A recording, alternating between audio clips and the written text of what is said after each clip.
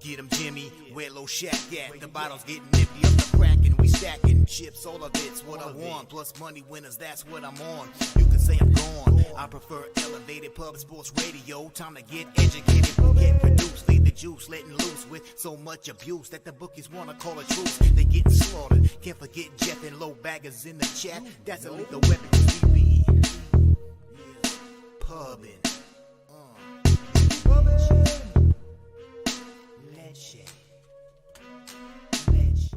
Hey man, welcome to Pub Sports Radio, everybody. This is Loshak in the Bag Show. We do this every Tuesday. Today is May 9th, 2023. He's Jimmy the Bag. My name is Peter Loshak. Look at Jim. Look how sleazy I look today, man. It's looking cool as hell, man. Look, I look at him and say, like, hey, you want some coke? You like big booty females? Yeah, I got that. You like big booty girls? You want coke? What do you want? Tell me what you want. I'll get it for you. You want winning MLB picks? I got it, man. I got it for you. Winning MLB picks. I do got it for you. Winning NBA picks? I don't got that. I don't have everything. Winning NHL picks? Sometimes I got it. Sometimes I don't. Check back with me. Sometimes I can give it to you. Sometimes I can't. Winning MLB picks? I think I got it. I think I got it, Jimmy. How you doing, pal? I'm doing great. We had a really, really fun Derby weekend, Friday and Saturday. Some huge scores. We were live for 23 hours over Friday and Saturday.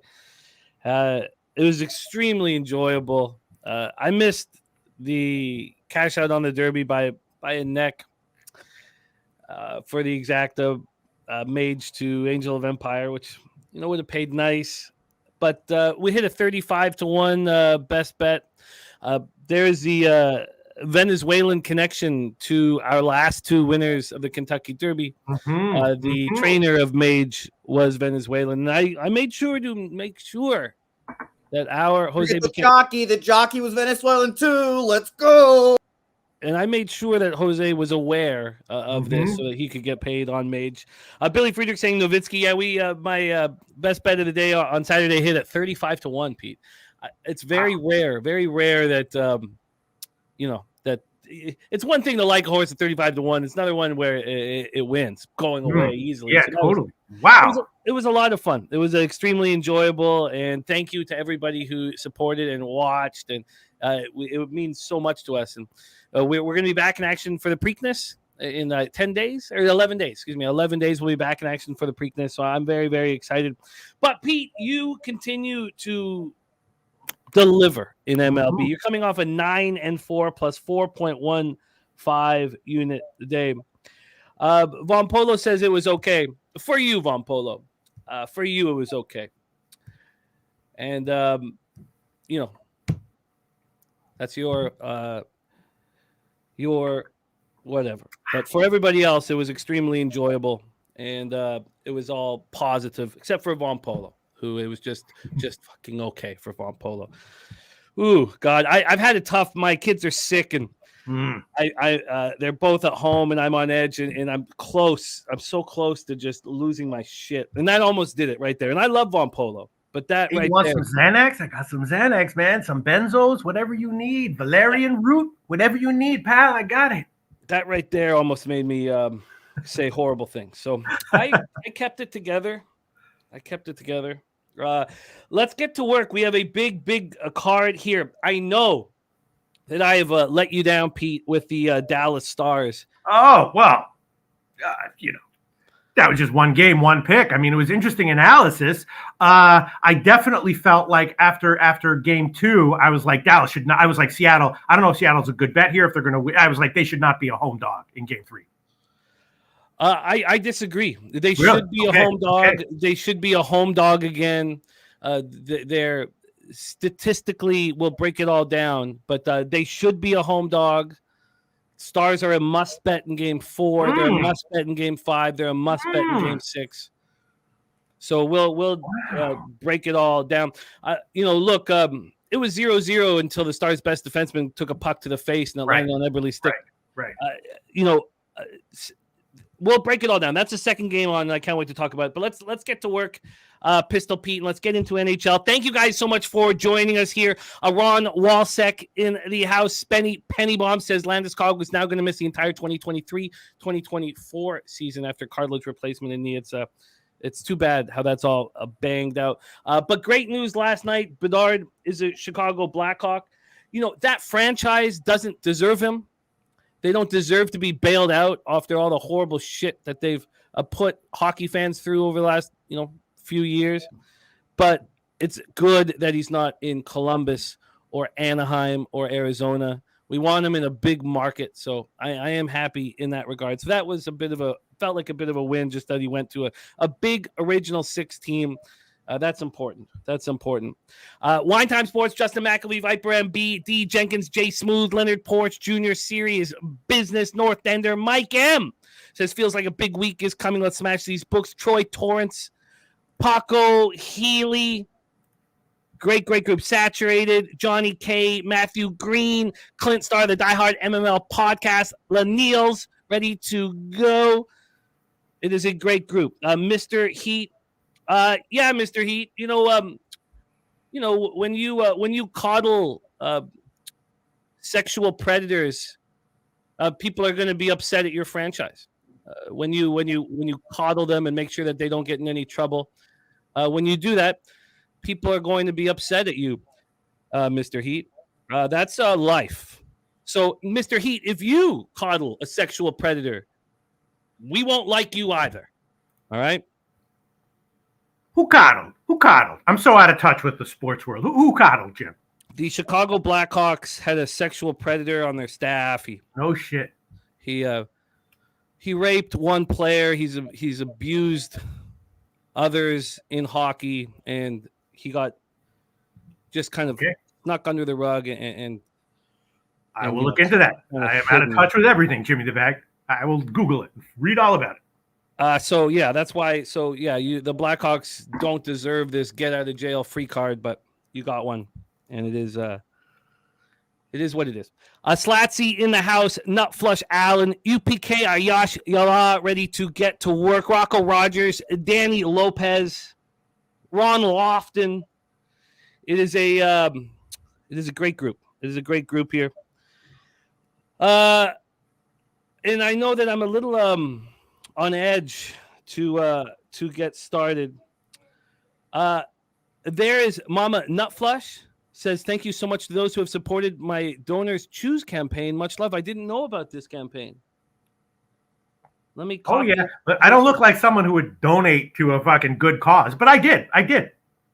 Wow. Okay. I'm going to copy and paste this and I will help out. Thank you for mentioning that, Mama Nutflush. Sorry that I missed that. I've been kind of out of the loop for a little while. Chef Big Hat says, tuning in from northern Greece right now. Says, low bag worldwide. We have Spenny Penny Bombs and his action. Relly Buns ready to get to work. Let me pop that in. Get that ready to go. Let me see Spenny's action. And then let's get to work. Thank you guys so much for joining us. Michael Irvin said, my Ducks got ducked. NHL rigging it for the Hawks. Disgraceful.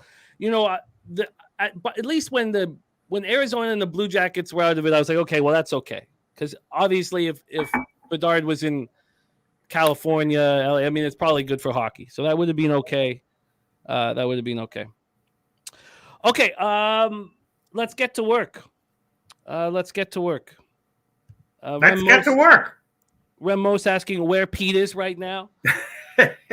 Oh, you mean like where? Yeah, you just like being a different person, or my different location? Oh, a secret location. We pimp a little bit here and there. Remos, we pimp a little bit. And they don't show the balls anymore. It's wild, North Ender. Also, in our telecast, we were told that the host of the program told us that the Jackets were picking third before that had been announced. So we knew before, and then it went to commercial break, and then it came out, and then they announced the Jackets picking third. So it was definitely, definitely dicey. Sketchy world out there. Johnny K says he's going to struggle in year one. I don't think he's going to struggle. I mean, if Crosby can put up 100 points in 18, I don't see why he won't. I really don't. I mean, look, he could get destroyed into the boards, but his upper body strength is stronger than Hughes when Hughes came into the NHL. So I don't see why he would. I don't see why he wouldn't have a big rookie year. I don't see why he would struggle. This guy is. I think you just compare what McDavid did in his first year and what Crosby did in his first year, and I think you expect the same. But let's get to work. There's Jorge. Don't play in the house. Let's get to work into NHL. Let's go. Spenny Pennybombs leads us into it, Pete. He's on Carolina first period money line at plus 115. Carolina money line at plus 130. He's on Seth Jarvis over a half point minus 120 and a goal at plus 325. And then he's got his Dallas Stars action, which we will discuss here once we get to that game. But why don't you set a table for us? East second round, game 4. Carolina up 2-1, Pete. Prudential Center in Newark, New Jersey. Take it away. Yeah, my general approach to NHL, especially in the playoffs, is a very forest for the trees type approach, Jimmy the Bag, which sometimes can give better vision, and other times seeing the trees for the forest is better. In this one, Carolina got blasted, and it just feels like, I guess at even money, I'd take the Devils to win, but I agree that as a dog, definitely would take a shot with Carolina first period. The total, I don't know, last game was so high scoring, what to expect from each of the goalies here. You would know way better than I, but my forest for the trees take on this game, I would agree that at least Carolina first period, probably worth a shot. And it's so funny with these two teams that are so accountable. Who the hell is going to be in goal? It's crazy that this is where we've come to in this series. Well, it's going to be Vanacek, I assume, right? I assume for Washington it will be Vanacek. And then I guess we have to assume that it's going to be Ranta because he had the crease to himself in practice yesterday when Kochetkov and Freddie Anderson split the other one. But, the knowing that Vanacek could be pulled for Akira Schmidt at any minute and that Vanacek could be pulled at and Ranta could be pulled at any minute for Anderson is a wild turn of events for this series. Devils open up at minus 148. They're now minus 144. From a total side of things, this opened up minus 115 to the under 5.5. It's now a pick 'em pretty much, a 2 cents juice to the under. We have a Hurricanes team that is a 92.6% penalty killing in the playoffs, and the Devils' power play has dropped in the playoffs down to 15.2%. And also a funny thing, the Hurricanes were 5th in the regular season in face-off wins. They are winning just 48.4% of their face-offs right now. Billy Friedrich says Ranta should have never been replaced by Anderson during the series. Not sure what Rod was thinking, trying to be a little too cute. Or it's possible that they knew he was sick before before we all did. And it was because he was being out. So he's not dressed last 2 games because of an illness. We expect him to be in net for this one. Jack Hughes has stepped up in a big way, 2 goals and 2 assists in that 8-4 win on Sunday. But having the best player on the ice doesn't, necessitate a win here in playoff hockey. But he certainly is playing very, very well. I mean, we had the Canes dominate in North Carolina, outscore 11-2 the Devils, dominate from start to finish. And then, the Devils fought back, and they would just become the 3rd team in NHL history to win more than one series, overcoming a 2-0 deficit. We saw it with Boston in 2011, and then the Penguins in 2013. There it is. There is the Donors Challenge from Mama Nutflush. It's to support Mama Nutflush's classroom. Thank you for putting that up, Jose. So I will help that out as well. Thank you for letting me know. From the injury front, we have Ryan Graves. He's been hurt for a few games, but Luke Hughes looks, destined to be a really good defenseman in the NHL. But they are dressing 7 defensemen, which means they don't really trust Luke Hughes. And I get he's a young kid. But here, Pete, I don't want to get involved with it. I understand it's the Hurricanes or no bet. Mm-hmm. But I don't trust them enough to put my money on the line. I know that with the goalie question marks that we can't bet an under in this spot. But these are 2 teams that you expect unders from. Mm-hmm. I have not been betting unders in this series, and I talked to you a little bit and everybody about the afternoon spots, whether it be 1 o'clock or 3 o'clock. How it's really difficult to keep that defensive intensity. With this all said and done, I find game 4s and game 2s the easiest bet in the playoffs, but they sort of need to be slam dunks, and I see a slam dunk today, and I see one tomorrow, and this isn't it. Are you making anything official here, Pete? Yeah, I don't necessarily. It's just a value play. It also might be a negative EV play here, but you can write me down for Carolina first period plus 120 current line Pinnacle. Carolina first period plus 120 current line Pinnacle. Loshak is in with the Hurricanes first period. What was that line again? Sorry, plus 120 current line Pinnacle. You got it. There's Chocolatey Waterfall in the house. Thank you for joining us, Chocolatey Waterfall. Parlangel ready to get to work as well. Probably the second period over is probably worth a decent play as well, right? I mean, these teams will open up. No? If they're going to open up 5-on-5, but, look at what happened in the last game. The Hurricanes scored 3 shorthanded goals. I mean, I don't think that what we've seen in this series thus far with, one team erupting offensively is something that we should expect moving forward.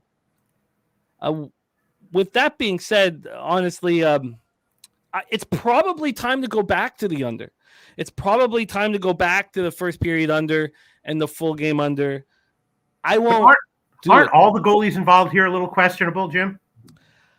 They are, but their teams this year were so strong defensively, and were so strong with the penalty kill, and they're coached so well. Now, Billy Friedrich says no Brady Shea for the Canes tonight. That's a huge, huge loss, not having Shea in the lineup. I didn't realize that was going to happen.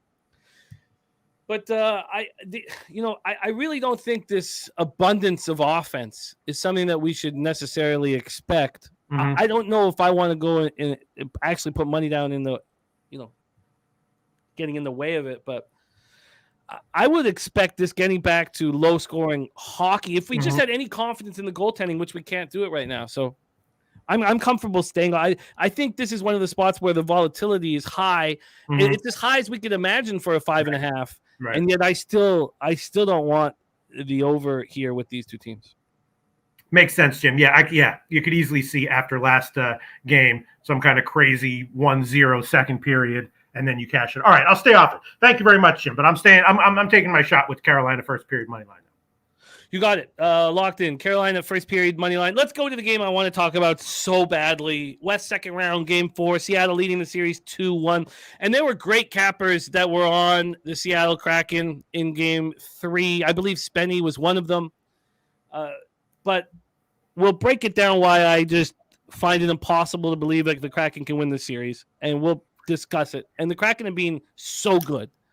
But Pete, why don't you set the table for us? Game 4 of the Western Conference second round, Stars Kraken. My table is just the obvious here. They split the first 2 games. Then the third game, I was looking. I definitely didn't bet it, but I thought to myself, should Seattle really be a home dog here? And then they blew them out. Wasn't expecting that, but whatever. Now I'm looking at this here again. Game 4, obviously a big spot for Dallas, but I'm thinking, should Seattle really be a home dog here? Maybe so. You believe so. Billy Friedrich has already taken a big position on Dallas. And what's up with Ottinger? You have the answers to all these questions and more. Give me the bag. Well, I don't know if I have the answer, but I've not necessarily the correct answer, but you have the answer. Yeah, that's better put. I find it impossible to believe that the Kraken could be so much better than any team in the NHL. And I mean any team really, but especially a playoff team. Here we have a team that went 47, 21, and 14 in the Dallas Stars and easily took out the Wild in round 1. When they don't have puck possession, I simply find it impossible to believe. They're now over the playoffs, the Kraken winning 43% of their faceoffs. So let's go through these games here. In game 3, let's go over to game 3. That was a 4-2 win for Dallas over Seattle. Dallas won 44 of 64 faceoffs. They're going to have the puck possession in almost 70% of the time in the most important situations. I truly find it impossible, even though this Kraken team is now at 16 goal scorers, not including McCann, who's their best goaler out. I just don't see how they can possibly keep winning. Now they could get bounces, and they got some bounces, in game 3. And sorry, I was talking about game 2 there with the 44-20 face-off advantage. So then let's go to game 3, won by the Kraken 7-2. Even in this game, they were out. Dallas won 38 of the 57 faceoffs, won the battle 38-29. Seattle is going to win in hits every game because Dallas is going to have the puck possession, 2 out of every 3 faceoffs. So when you look at the Seattle Kraken that had a 76.7% penalty killing in the regular season against the Stars team that was 5th in the regular season in power play, now has a 31.3% power play in the playoffs, winning 58% of their faceoffs in the playoffs. Johnny K says Stars don't got the scoring depth neither. I couldn't disagree more with that breakdown either. And you could say maybe they aren't as deep with speed, but they certainly have better high-end talent, especially with the Kraken's best forward out of the lineup. So Heiskanen took a puck in the face. It dropped on Eberle's stick. Eberle scored. Then they scored on their next 3 shots with Heiskanen out of the lineup. It's a cut and not a concussion. I expect him to be in the lineup, tonight. And if he's not in the lineup, I'm in big trouble. Heiskanen needs to be here. The Kraken's depth is real and legitimate. They're the 5th team in the past 25 years to have 16 different goal scorers within the first 10 games of a single postseason. But you have a Dallas Stars team that's going to have the puck possession and also, had the horrific mass shooting, 30 miles away from their home arena. And they canceled their watch party, out of respect for the community of Allen. So now you have a team that's going to have the puck 2 out of every 3 possessions, is fighting to, lift up their city after, a mass shooting. I think the Stars win game 4 and game 5 and game 6, just like they did against the Minnesota Wild, and put the Kraken to bed. So in this one, I kept it easy. I kept it clean. I did put 2 units on it, but I kept it clean. I'm just on the Stars -1. That's it. I'm not on the first period, although I love that people are on it. And we have our man Spenny on Dallas first period -0.5 +175. Dallas moneyline regulation +125. Jamie Benn over a half assist at +140, and a goal at +325. And Slatsy says Heiskanen is huge for Dallas. I think that we were told that he's going to be in the lineup with them making clear to everybody that it's not a concussion. Yeah, I read about that, and I was like, this guy's 100% playing. His face got busted up, but not a concussion. Definitely he's going to be in there. Yeah, and look, if the Kraken could win faceoffs, they would roll through and go ahead and win the cup. But this is a crucial part of the game. And I truly don't believe they can be that much better than a hockey team, that they could give them 2/3 of the possession off of faceoffs and still win the game. I just don't see it's possible. And I'm going to bet heavy on the Stars. I already have 500 on them to win the series. And I didn't take them in game 3. I didn't take them for 2 units, but here I'm going to start adding to the 2-unit action as we move forward. I really, truly, truly believe that the puck possession matters, Pete. That's all. So what do you think about first period under? I was thinking about that because even when it opens up, or do you think Dallas is just going to try to lay on goals early? The way Philip Grubauer is playing right now, he's 2.67 goals against average, .918 save percentage. We talked about Grubauer has won a Memorial Cup and a Stanley Cup.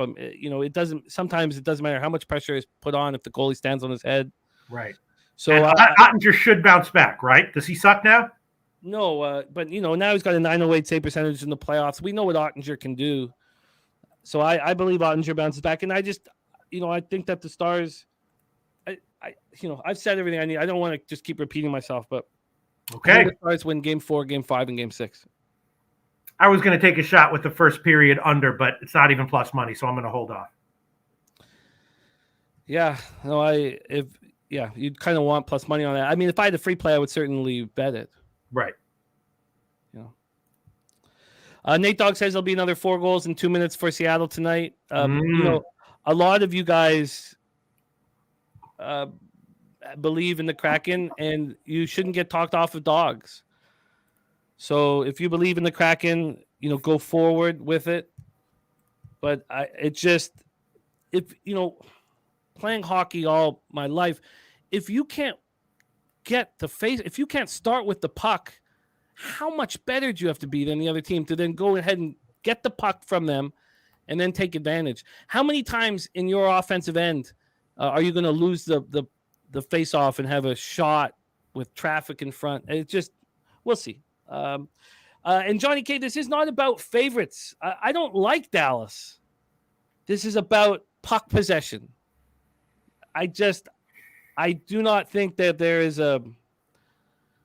I just don't believe in a world where I keep saying it over and over again, so I won't. But I just, if you can't have the puck possession, how can you win? You have to get some lucky bounces. And look, they got one off of Heiskanen's face. The luckiest bounce you could get. Not only did it land on Eberle's stick for an easy goal, but then Stars' best defenseman was out.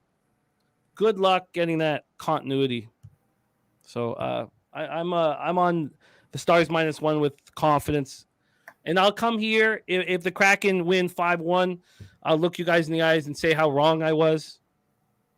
No, Lucas Ryan, don't hedge. I wouldn't hedge anything. Just sit back and let's win Game 4 so you can have some confidence. Then you go home for Game 5, and then in Game 6 you can decide if you want to hedge. Pistol, are you making anything? No, I am not going to. My lean would be, I don't know. I don't want to take a first period under, especially, I'm not going to do it. All right, I'm on the Stars -1. Let's roll on.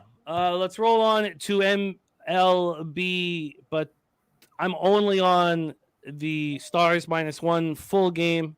Pete, you're on the Hurricanes. First period of +120. And just before we put a bull on full NHL, you don't want Ron Crawford NHL spreadsheet play today is Dallas in regulation. Why don't you? What is keeping you off of the Stars here? You just don't believe on the road here that they should be favorites? What's keeping me off of the Stars here? Yeah. Because last time you told me to go on the Stars, I fucking got it in the prison pocket, Jimmy. I don't know. Yeah, I mean, but that's why, right? Because you have the bias of what just happened. No, I'll tell you what's keeping me off of the Stars. It's maybe I might have a bias from my extremely successful handicapping in baseball, right? Which is that when a team is just fundamentally undervalued and a dog over and over again, I've had success just betting into that. And yeah, I don't know. It just feels like Dallas, obviously Ottinger's great. And they should win this game. It just feels like Seattle should. And again, I didn't bet Game 3, but I looked at it and my 2-second cap was, should Seattle really be a home dog here? And they won. And yeah, of course, Dallas should tie up this series. And they're going to be, Ottinger is probably due for a big bounce back. And, the guy with the busted up face is going to come back. But it's just like, I've been doing this in baseball all season long. It's just like, should Seattle be a home dog here? You think they should be, and I think you're right. But I just can't pull the trigger on it. If you look at the stats and the Corsi numbers and everything, they should be a dog. I don't see how they could possibly not be the dog. Just this is the worst possible matchup for Seattle, and I said it again. So that's how good Seattle's playing. That even with their worst possible matchup, they have a 2-1 series with Game 4 at home. Spreadsheet play of the day is also in for MLB. I've copied and pasted it, and I'm gonna lock it in here for everybody so we can discuss it. That is Astros Angels. Billy Friedrich says if you'd like the Stars, their series price is plus money. Yeah, I mean, I would rather just bet the Stars every game, and just roll your money over. But, I can't wait. I can't wait for this game tonight. I'll be very nervous as I watch it. So, but yeah, if I were going to take the Stars, they probably do roll. I'd probably take them at not even -1. I'd probably take 1.5, like plus 200 or something like that.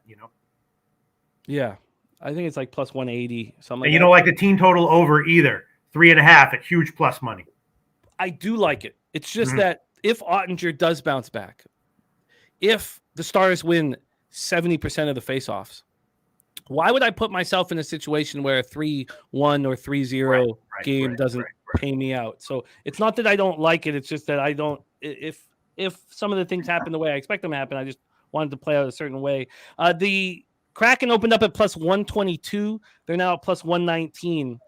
They got down to plus 113. There's been some buyback on Dallas. And totals wise, this opened up at 5.5 minus 115 to the over. There's been a slight move to the under. It's now minus 109 to the under. But let's get into baseball. Tongue tied is on the Stars puck line. Lucas Ryan, I think we sort of just touched on it there. There's community and new knowledge. Great to see you. But if you like the Kraken in this game, you have to like the over 5.5 in my estimation, because the Stars are going to be putting everything towards the net. Taint Play Today is in as well. I copied and pasted that, so we'll talk all about all of that. It's all good, Lucas. Don't worry for a second. Don't worry, it's all good, my man. But Pete, let's go into MLB. You've been nothing short of fantastic this year. After that 9-4 plus 4.15 unit Tuesday last week, you're now 31-17, hitting at 64.6% plus 13.89 units, ROI plus 28.84%, average line of minus 105. Excellent work. I will set the table and deliver it to you guys. Chocolate Waterfall is going to be on the Kraken. Justin McElvey stacks play of the day is in. It's on the Blue Jays. Let me copy and paste that. But let's get to work here. Tone Miggins says no love here, nothing lost. Says respectfully, Lakers in 6. So good luck, Tone. Get that cash. Sorry that you're not getting love here. I love you, Tone. But if you feel unloved, find a spot where you feel loved. All right, let's go. Pistol Pete, MLB, 6:10 p.m. Eastern, Progressive Field in Cleveland, Ohio. That starts off our MLB breakdown. 63 Fahrenheit, 9.3 miles per hour in. Goes from 9.3 down to 6.4. 6.4.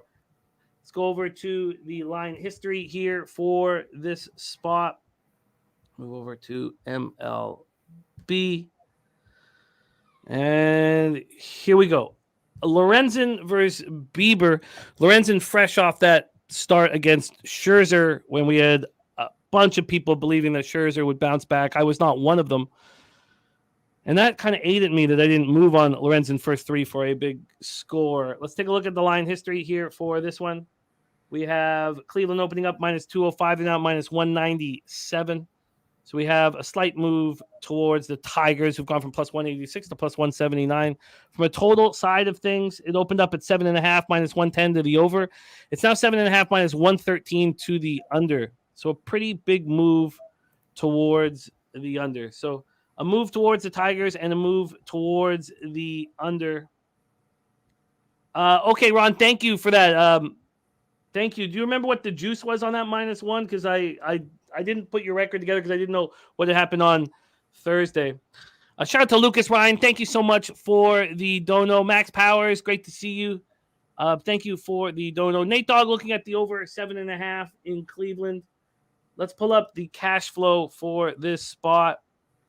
Game 1 on our card today. We have 55% of the tickets and 81% of the cash on the Guardians, but the market I should say, moving towards the Tigers. For the total, you have 77% of the tickets and 98% of the cash on the under. There's a lot of money on the under. There's razor sharp picks in the house. Okay, thank you, Ron. I'll make sure that that's part of your record here. I'll make sure that's part of your record. So we have Lorenzen going up against Bieber. Lorenzen Last start, 7 innings, 4 hits, 1 earned run, 1K, 2 walks, and 8-1 win at home over the Mets. Look, I believe in Lorenzen, but he seems to be having one good start, one bad start, one good start, one bad start. Shane Bieber looks very consistent and very strong. Coming off a 4-3 extra inning loss at the Yankees, 8 innings, 5 hits, 2 earned runs, 2 solo shots, 4 Ks, and 1 walk, 2.96 ERA, 1.07 whip on the year. Tigers hitting just 228, 644 against righties. Guardians even worse, 224, 626. And both bullpens have been good and are to be believed in. Take it away for us here, Pete. Tigers, Guardians. Yeah, Bieber is obviously very solid and consistent. But, what I was saying about the Kraken, Jimmy the Bag, Detroit is exhibit A for that. You know what I mean? I've sort of been picking and betting them most of their games in their recent winning streak. Not for any specific reason other than, they're a team that sucks, but they're just too big of a dog.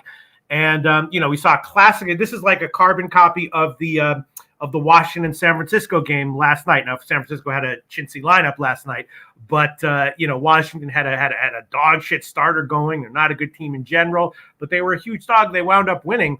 So, in this one, I don't know. Cleveland is having a problem scoring. When you have a team like this where you got a very solid and consistent starter, but a team overall that's having problems scoring, and they're a massive favorite, which is understandable because of the starter. For me, it's just dog or pass. And, I know that Lorenzen is, very questionable. Detroit as a team overall long-term looks pretty questionable, but it's just dog or pass for me here, Jim. I don't know if I have the balls to give it as an official play. Dog or pass. Yeah, I agree. Dog or pass. Lorenzen, that was his home start that he's coming off of. Can we trust him on the road? I mean, I know this is his first season with Detroit, so it's not like, that Comerica would be this place that we'd need him to be pitching at. Let's just take a closer look at Lorenzen here thus far. So we've seen him on the road twice, once at Baltimore, and I had him in that start, 5 innings, and didn't allow a run. And then at Milwaukee, he got lit up. I had the under in that one, and that blew up in my face immediately. They signed Lorenzen for what? He signed $8.5 million one-year deal with $1.5 million in performance bonuses. I liked him last year. I really did. And I know a lot of people are against him, but 4.24 ERA, 8-6 with a shit Angels team. I think he's a decent pitcher. And, that's a pretty big contract, pretty sizable contract that he signed. Piker says these teams are pretty even in overall record. Detroit's been hot. Market suggests sharp action on the dog. You're getting plus money on the plus 1.5 at BetMGM. He may be on that. Franco, great to see you. Thank you for running with us. Don't Panic is on the no-run first inning here. I don't know. I mean, I don't want to be on a spot with 98% of the cash on the under. So then at that point, it's just, do I move on the Tigers or not? And I mean, I'm not going to sit here and believe that Lorenzen's going to have 2 straight lights out starts. I'm going to pass on this game, Pete. Yeah, I mean, my picking for the side, which, and I'll probably have a small bet on it, is going to be on Detroit. Not that it's a positive EV bet, but that's just kind of what I'm doing all season long, and it's been working out more often than not. Although I've had 2 straight losing days of baseball, so after like a string of winning. But still, All right, let's roll on. Great to see all of you guys. Thank you for joining us here. Loshak in the bag in business, 6:35 p.m. Eastern, game 2 on our MLB slate. Tampa Bay Rays 29-7, 10-4 on the road at the Baltimore Orioles, 22-13, 9-5 at home. Piker saying the under's so public, that's a no-no for sure. Rocco Rogers says, I can see Detroit's offense getting stifled here. Bieber's being Mr. Consistent lately, going 7 or 8 deep recently. Velocity and strikeouts down, but he's going deep now and being efficient. So Rocco says the under looks good. All right, let's move on to a fun one. Camden Yards in Baltimore, Maryland. We will start with the weather. 65 Fahrenheit, 4.5 miles per hour left to right. But then it's out. So it's a swirling wind.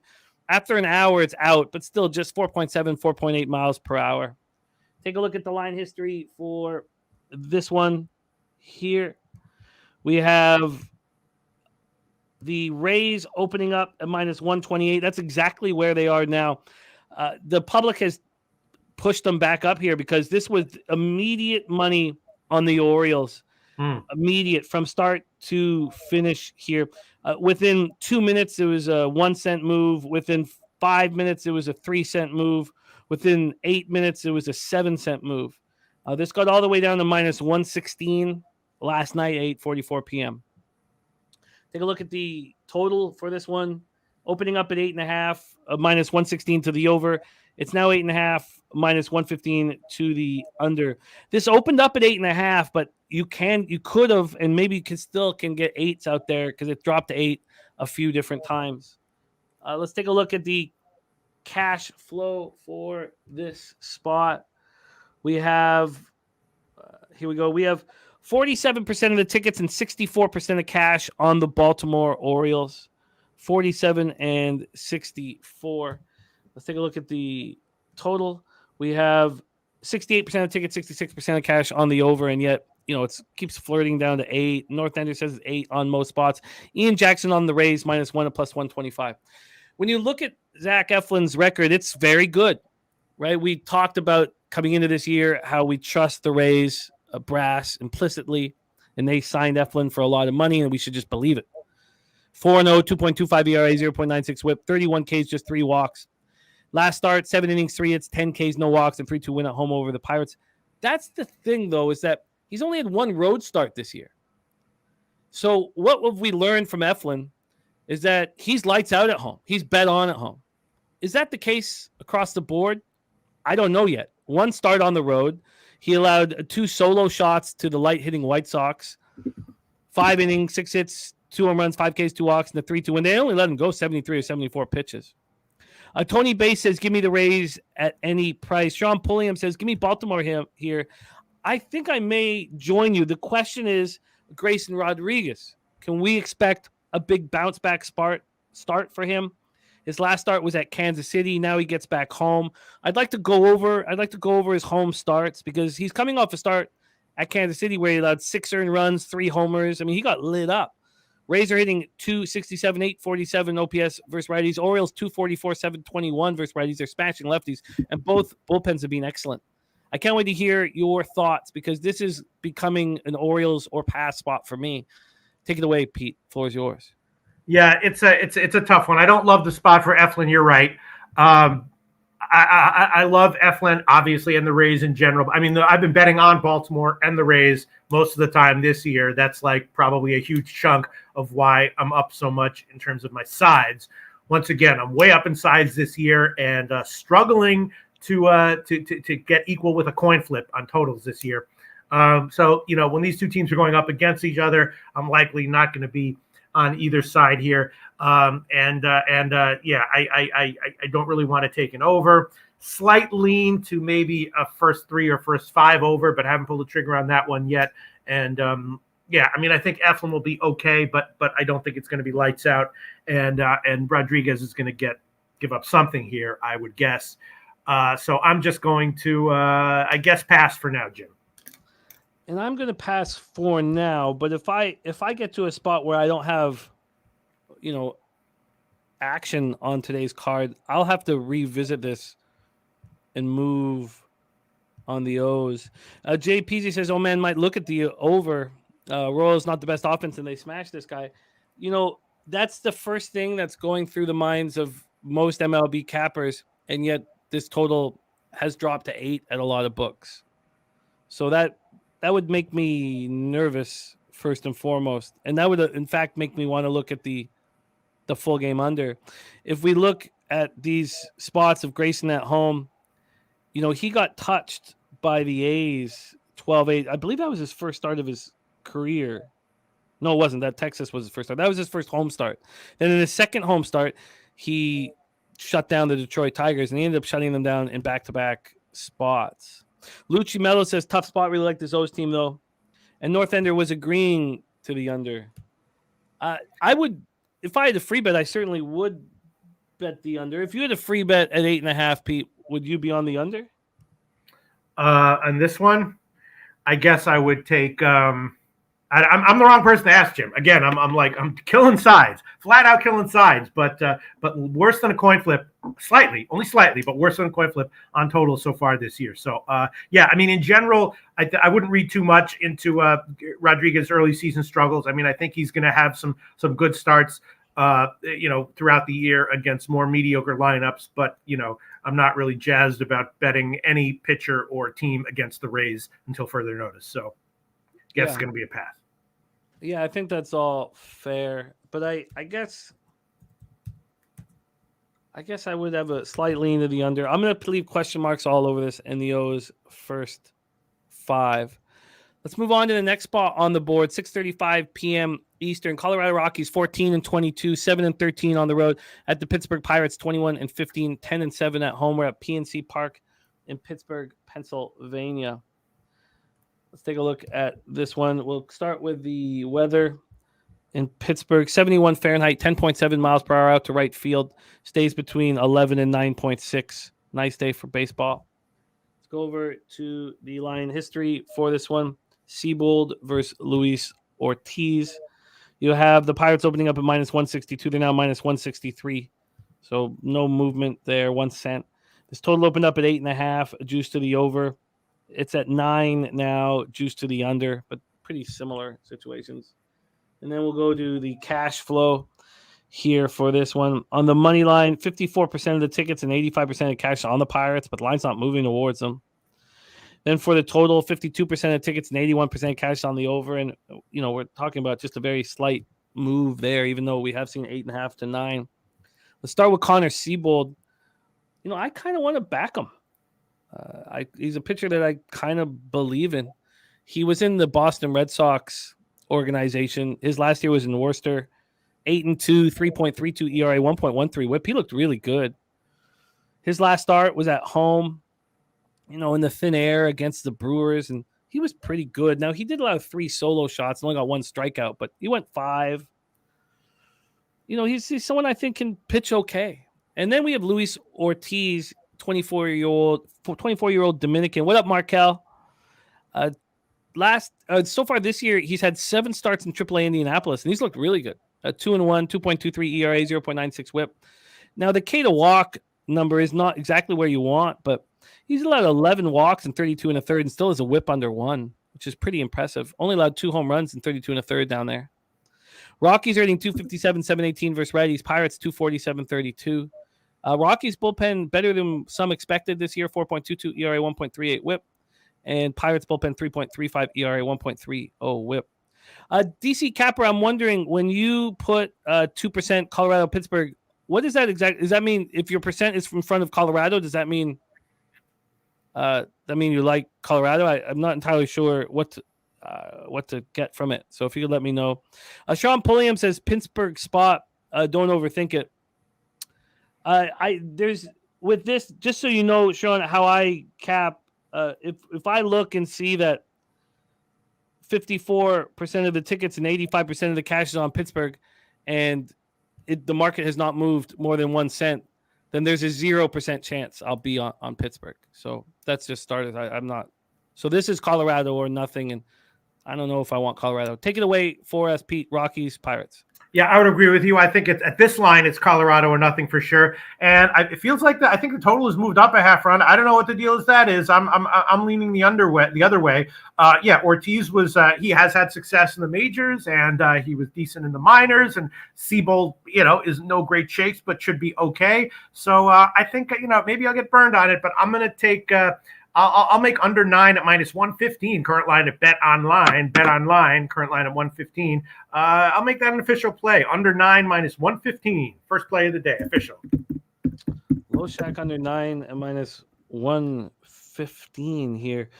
And definitely, as far as the money line is concerned, it would be Colorado or nothing at 150 or whatever. Yeah, and I have interest in backing Seabold in some spots as we move forward. I don't hate what I've seen. Just to get some more clarity on this total, let's just go to just the Pinnacle. So because this 8.5 to 9 isn't that big of a deal when the way it's juiced. So Pinnacle opened this up under 8.5 at plus 104. It's now under 8.5 at plus 108. So it's just a 4-cent move to the over. I think I'd join you on this here. And same to you, Sharon, my man. That's why we talk these things out. I have some interest in your under 9. I've been pleased with both bullpens. I'm going to leave some question marks there and look a little more. But Peter Loshak is on the board, fresh off a 9-4, 4.15 unit day last Tuesday. He's on the under 9 and Rockies Pirates at -115. I've also had 2 straight losing days in a row in baseball, Jimmy the Bag. Just keep that in mind. Not with us. No, not with us. All right, let's move on. 6:40 p.m. Eastern, New York Mets 17-18, 10-10 on the road at Cincinnati Reds 14-20, 10-8 at home. We're at Great American Ballpark in Cincinnati, Ohio. We'll start with the weather in Cincy. 74 Fahrenheit, 8.4 miles per hour, left to right, slightly out. Goes from 8.4 down to 6.1, left to right, slightly out. Let's go over to the line history here for this Mets-Reds. Scherzer versus Weaver. Now, after Scherzer gets lit up and smoked, now I find him a little more appealing, a little more palatable. But I don't trust him at all, and I've been saying that all year long. But at some point, he will awaken. And at that point, maybe we can start rolling with him. Mets open up -200. They're now -188. Cincinnati's gone from +182 to +172. So 12-cent or 10-cent move, depending on the team you're speaking of. From a total perspective, it's opened up at 9.5, and it just moved to 10 47 minutes ago. It moved to 10, and it's just a pick 'em at 10. Oh, I take that back. It had been at 10. It moved at around 12:40 in the morning and stayed at 10 until like 10:38 a.m. So it spent most of today at 10. So move towards the over. Let's just take a look at the cash flow and then hand it over to Pistol Pete Loshak. For the cash flow for this one, we have, here we go, 44% of the tickets and 74% of cash on the Cincinnati Reds. Wow. Then 53% of tickets and 97% of cash on the over. It's a lot of money on that over. Scherzer's last start, 8-1 loss at the Tigers. He went up against Lorenzen, 3 1/3, 8 hits, 6 earned runs, 2 homers, 3 Ks, 1 walk. That was on the back of a 10-day suspension or 10-game suspension for sticky substances. And, we all talked about the sticky substance situation with him, whether or not it was real or not. It's up for everybody's imagination. But, he didn't fight it, even though he did in the press. Frank says Weaver is so bad. Coming off an 8-3 loss to the Padres, 4 1/3, 9 hits, 4 earned runs, no homers, 3 Ks, 2 walks, 7.88 ERA, 1.69 WHIP on the year. Has allowed 5 home runs already this season. Mets first righties just 238, 708 OPS. Jose and I talked about that from the beginning of the year. We're like, does not feel like a $500 million lineup. Reds first righties 244, 695 OPS, and both bullpens have been good. BJ says Mets spot. That better be, with them being this big of a favorite. Take it away, Pete. Mets Reds. Yeah, I mean, it's kind of no-brainer-ish and square-ish, but it doesn't necessarily mean it's a bad bet.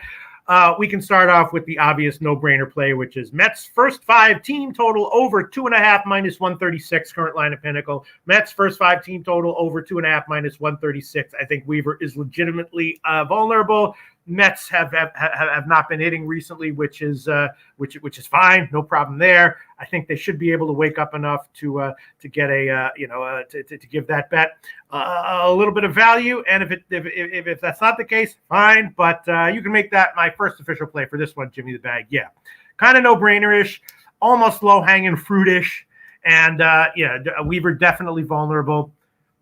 Probably gives up at least 3, more 4 or 5. I don't trust Scherzer either. So if you gave me a free play on the money line, I'd throw it on Cincinnati at that line and lean to the over as well. But again, on the overnight line, it was like 9. Now it's up to 10. But let's just start with that. Mets play. And Hunter Engelhart is on the Reds. First 3 innings under a half run at +125. So Hunter Engelhart expecting the bounce back from Maximus Scherzer. I wonder if this is when I would want to back him. After he gets lit up and smoked. This is where I want to back him. But wow, I wonder what how much would it cost to have them? I don't want to. It doesn't correlate. This would just be my own. If it doesn't correlate, I got to leave it alone. But if I was looking for something, I would think that Max bounces back here, even though I've been against him all year long. But the market isn't with him. I can see why people, like the Reds at this price, especially what they've seen from Scherzer. Let's just see what it would cost here at Bet 365 on the first 5 minus a half.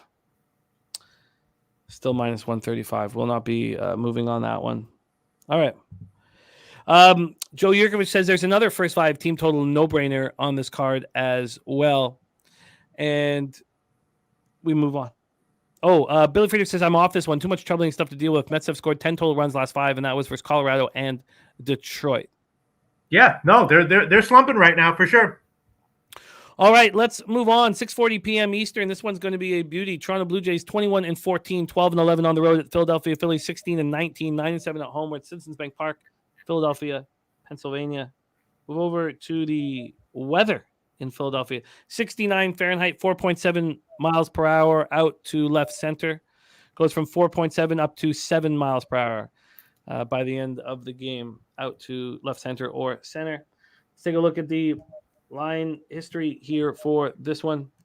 We have Manoah versus Nola, 2 strong pitchers on the mound. There's been a 2-cent move to Philadelphia, minus 130 to minus 132. Total wise has gone from 8.5 to 9. So we've seen a half-run jump up to 9. Let's take a look at the cash flow and see if it correlates with all of this. We have over here we go. We have 41% of the tickets and 80% of the cash is on the Phillies. Interesting. So we have 59% of the tickets, but just 20% cash on the Jays. And then here's another spot with 97% of the cash on one side of the total. 78% of the tickets, 97% cash on this over. And the market has reacted and moved it up a half run. Wine Time Sports says he's on the over 9 in this one. Says he expects a lot of runs. And despite the pitching matchup, Nate Dogg's on Toronto money line and the over 9. Mally Mal says Jays or pass. All right, Joe Yurgen said Manoah got himself a few cheesesteaks last night. Citizens Bank Park, Alek Manoah coming off a rough start in an 8-3 loss at the Red Sox. Now the defense failed him.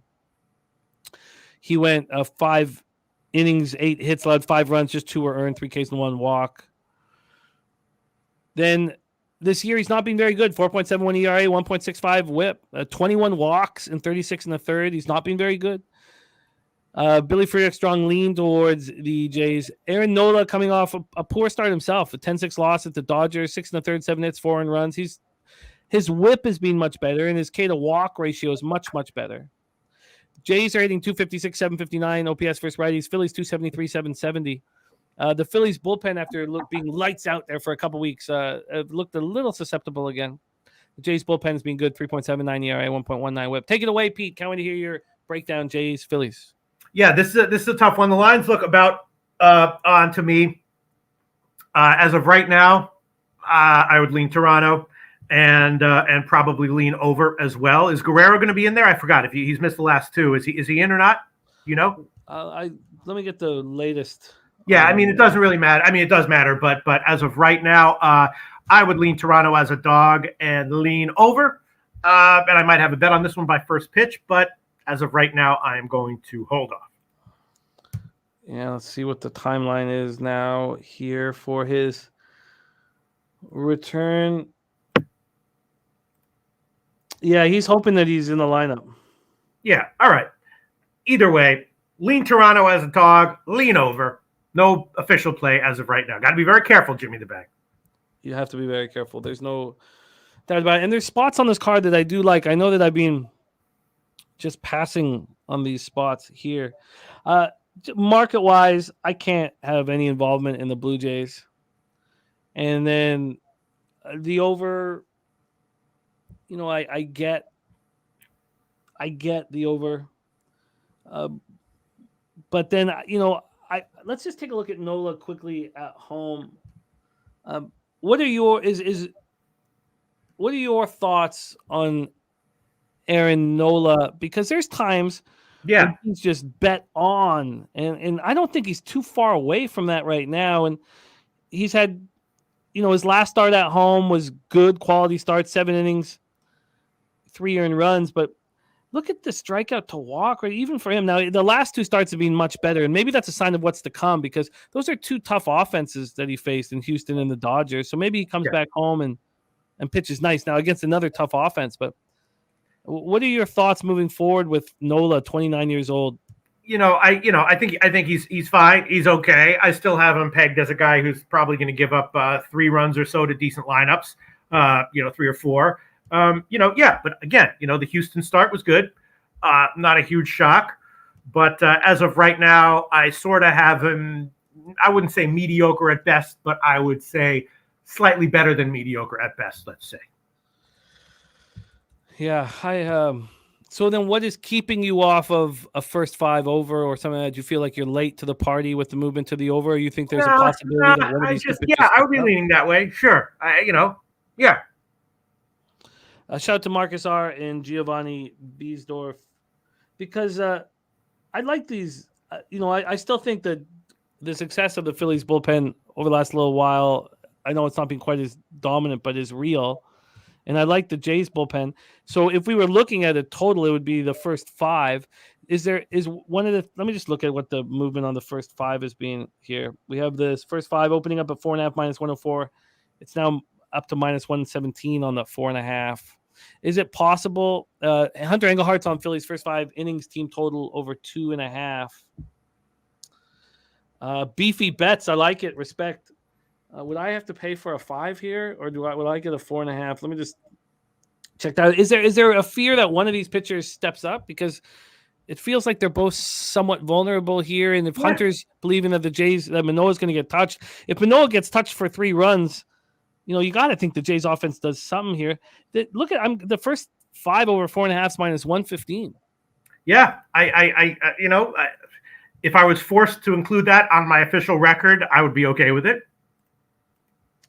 Just go back to the cash flow, and then what would be the concern here? The concern would be that it's kind of a lot of runs. I mean, both these starters are solid. Neither one of them is and Manoah's been. I think it's a down spot for him, but his last 3 starts overall were pretty good. Strikeouts up, home runs not really giving them up. Nola had a really nice start against Houston a couple starts ago. It's an okay play, Jim. What do you want me to say? It's an okay play. You're right. It's not enough for me to. Yeah. Okay, I'm going to stay off of it. It's enough for me to bet it, not enough for me to get publicly. Yeah, I feel you. Gifted Cartel moving on the under 9. All right, we'll move on. 7:05 p.m. Eastern. Oakland Athletics 8-28, 5-13 on the road. New York Yankees 19-17, 12-8 at home. We're at Yankee Stadium in the Bronx. Take a look at the weather in New York. 62 Fahrenheit, 7 miles per hour right to left and slightly in, between 7.9 and 6.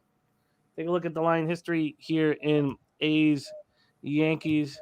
A big move towards the Yankees, 40 cents, and it was bigger than that. It's come back 8 cents.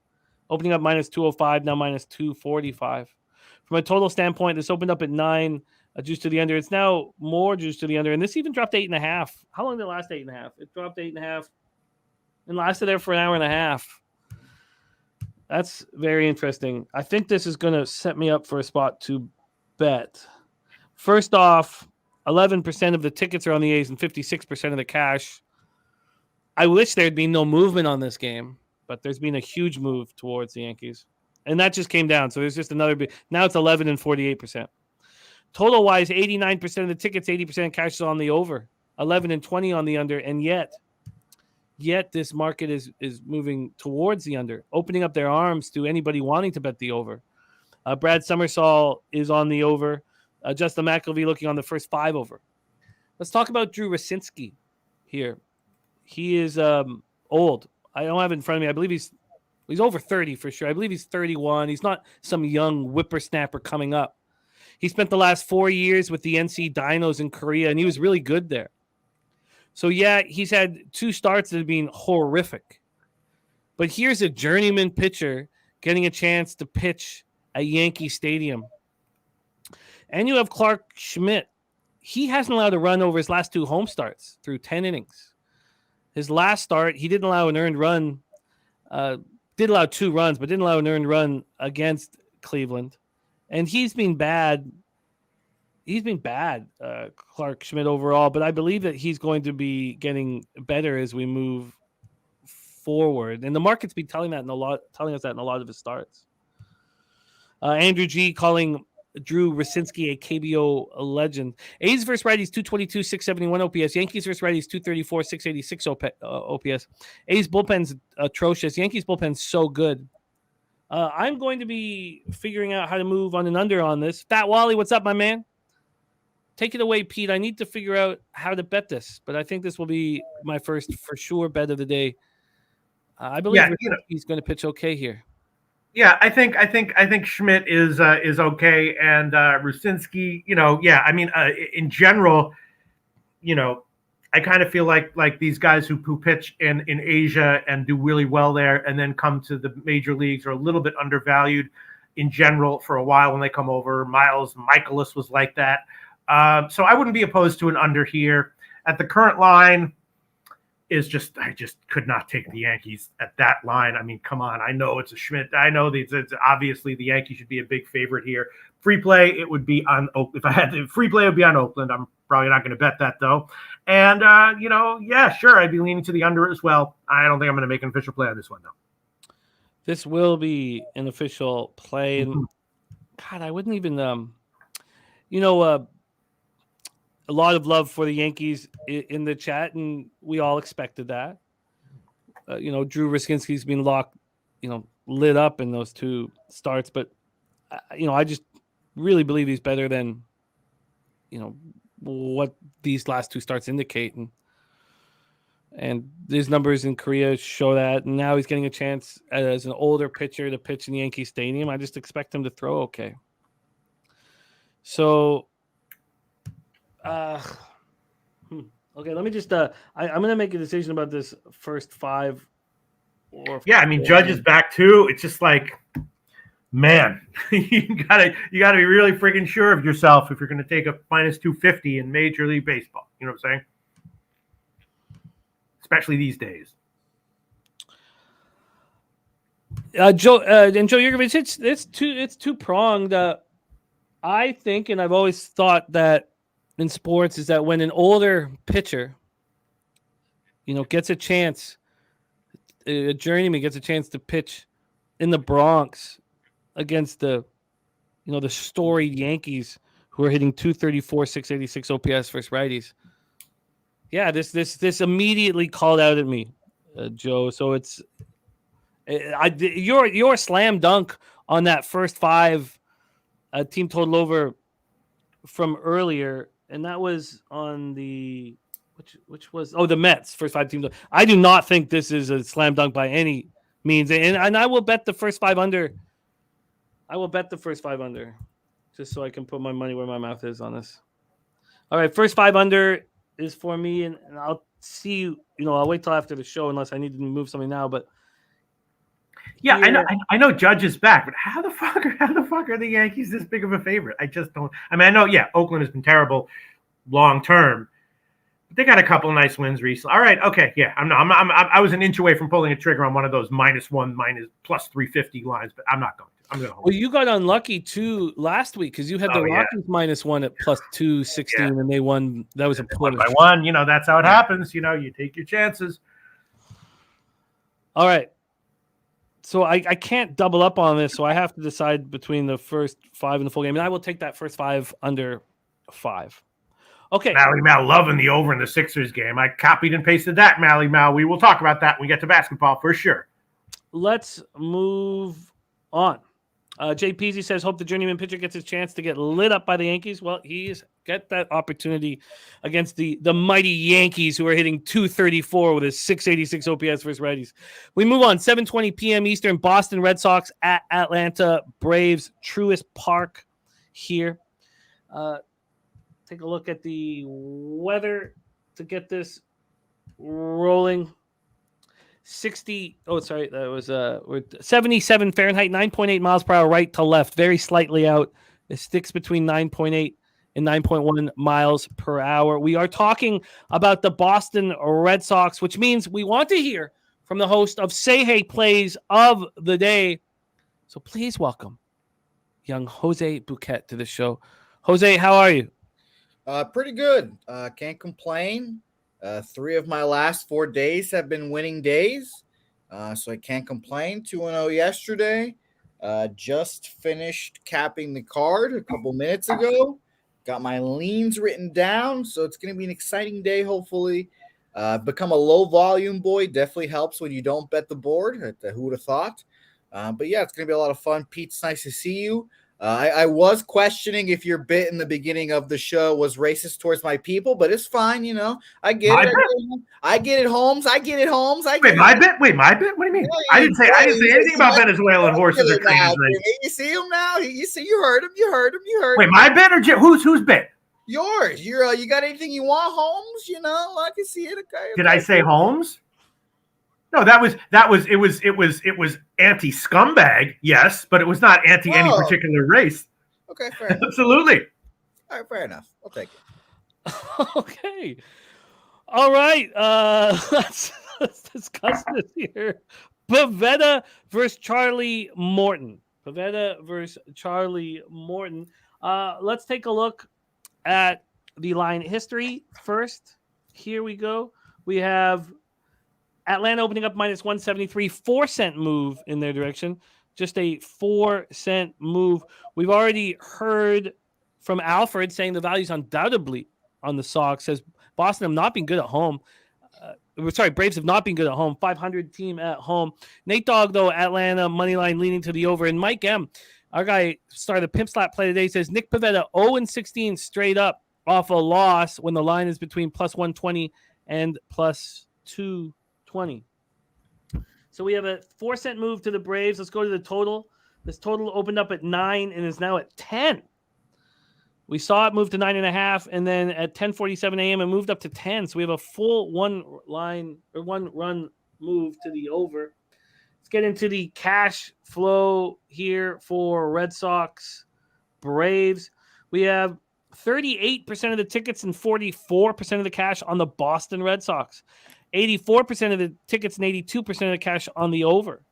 So that all makes sense to me. Pivetta, can he be trusted? So we know that he couldn't be trusted against the AL East last year, and he looked pretty good against the Jays. 6 innings, 3 hits, 3 earned runs, 2 homers, 6 Ks, 1 walk, quality start, 8.3 win, 1.30 whip, but he has allowed 7 home runs in 30 2/3. Going up against Charlie Trombolone Morton. That felt like so long ago, and he's still fucking pitching. Still is. Last start, 5 1/3, 6 hits, 4 earned runs, 6 Ks, 3 walks, and 5-3 loss at the Mets. 32 Ks, 15 walks. Does not have the kind of K to walk ratio that he was hoping for. Red Sox first righties, 278, 815 OPS. Braves just 237, but 747, still a power. And both bullpens have been very good. Let's hear from Jose Sweet Tea Tits Bouquet. Red Sox, Braves, take it away. Maybe it's square, but just double up on over here. First 5 full game. Shout out to our friends at BetOnline. Sign up using the promo code PUBSPORTS for a little deposit match. You can go right now over 9.5 minus 115. And I like the over 5.5 minus 115 for the first 5 as well. Charlie, not a guy that inspires too much confidence. As Pete said, like 2 years ago now, it seems like 2-3 years ago now, he's been rubbing up his elbow, taking up those shots. He's been pitching okay. 5 1/3, 6 hits, 4 earned runs against the Mets last time in a loss, but the Mets have been, particularly bad right now. Miami's not a good hitting squad, so 7 innings, 3 hits, 1 earned runs, not really impressive to me there. And then the Padres have kind of gone in slumps as well. They went 6 innings, 5 hits, 1 earned run there. Braves against righties have been quietly kind of average, 103 weighted runs created plus full season and last like 2.5 weeks, while the Red Sox have been the best hitting team in baseball this year. It's been fun to watch. It's been the Red Sox and the Rays. And we have, you can already, glad you guys got your Masataka Yoshida AL Rookie of the Year tickets in already because that's a lock. Go ahead and cash that ticket, spend that money. No way he's losing that one.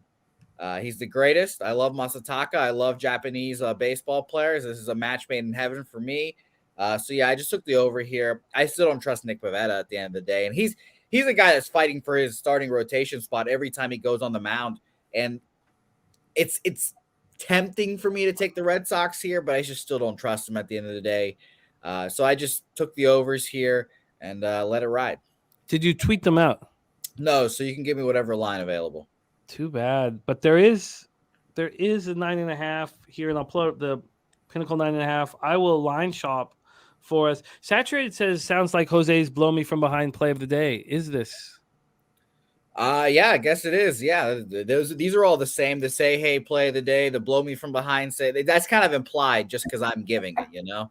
But yeah, I'm bet online currently minus 117 and minus 108 for both. And that is giving the play. Yes, sure.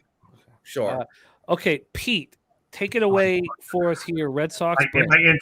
Hey, Jose, I think all races are exactly equal, except for Venezuelans, who are way worse than all the other races. Okay? I saw Pete. He was twitching over there. He was rattled over there. I was looking at Pete the whole time, just thinking, was it racist? What did I do? Am I canceled? All races are exactly equal, except for one who's way worse, and that race is Venezuela. There you go. I agree with you. Race wisdom from Loshak here in 2023. No, I love Jose. I'm going to cut that out and just post it on Twitter. Look at what he said, guys. Look at what Pete said. Massively canceled. Yeah. All right. I just think that Boston is too big of a dog here. They should be a dog in a situation like this. This big of a dog, I don't think so. I'd be leaning over, except the total is rising and rising. Both these starters, I think, are a little bit mediocre at best right now. Slight edge to Morton. But yeah, I'm going to have a small bet on Boston as a huge dog. I wouldn't be opposed to taking Boston -1 or the Boston team total over, maybe, at the line, gotta lean Boston, a classic 2023 MLB line here where Boston should be a respectable dog, but not this big, in my personal opinion. Yeah, I agree. I'm still hesitant to move on it. By the way, Jose, we can get you the over 9.5 at -119, but you're going to have to deal with a 5.5. Yeah, here. That's what I got. 5.5, first 5. So, and I've got it at -117 on Bet Online. Full game over. Yes, we can get you that at -104. Sorry. Yeah, that's a good question, Piker. Do you, Pete? I know you saw that comment. Do you have any comment on that? My biggest bet of the day? No, but I probably will have, and I have absolutely no clue how to please a woman in bed play of the day at some point in this show, for sure. Fair enough. Don't we all? You all right over there, Jimmy? This is a good show. We're going to get some ratings from this show. I believe it. We're going to get some new subscribers here. Jimmy's just gone speechless since I've come on the screen. It's scary.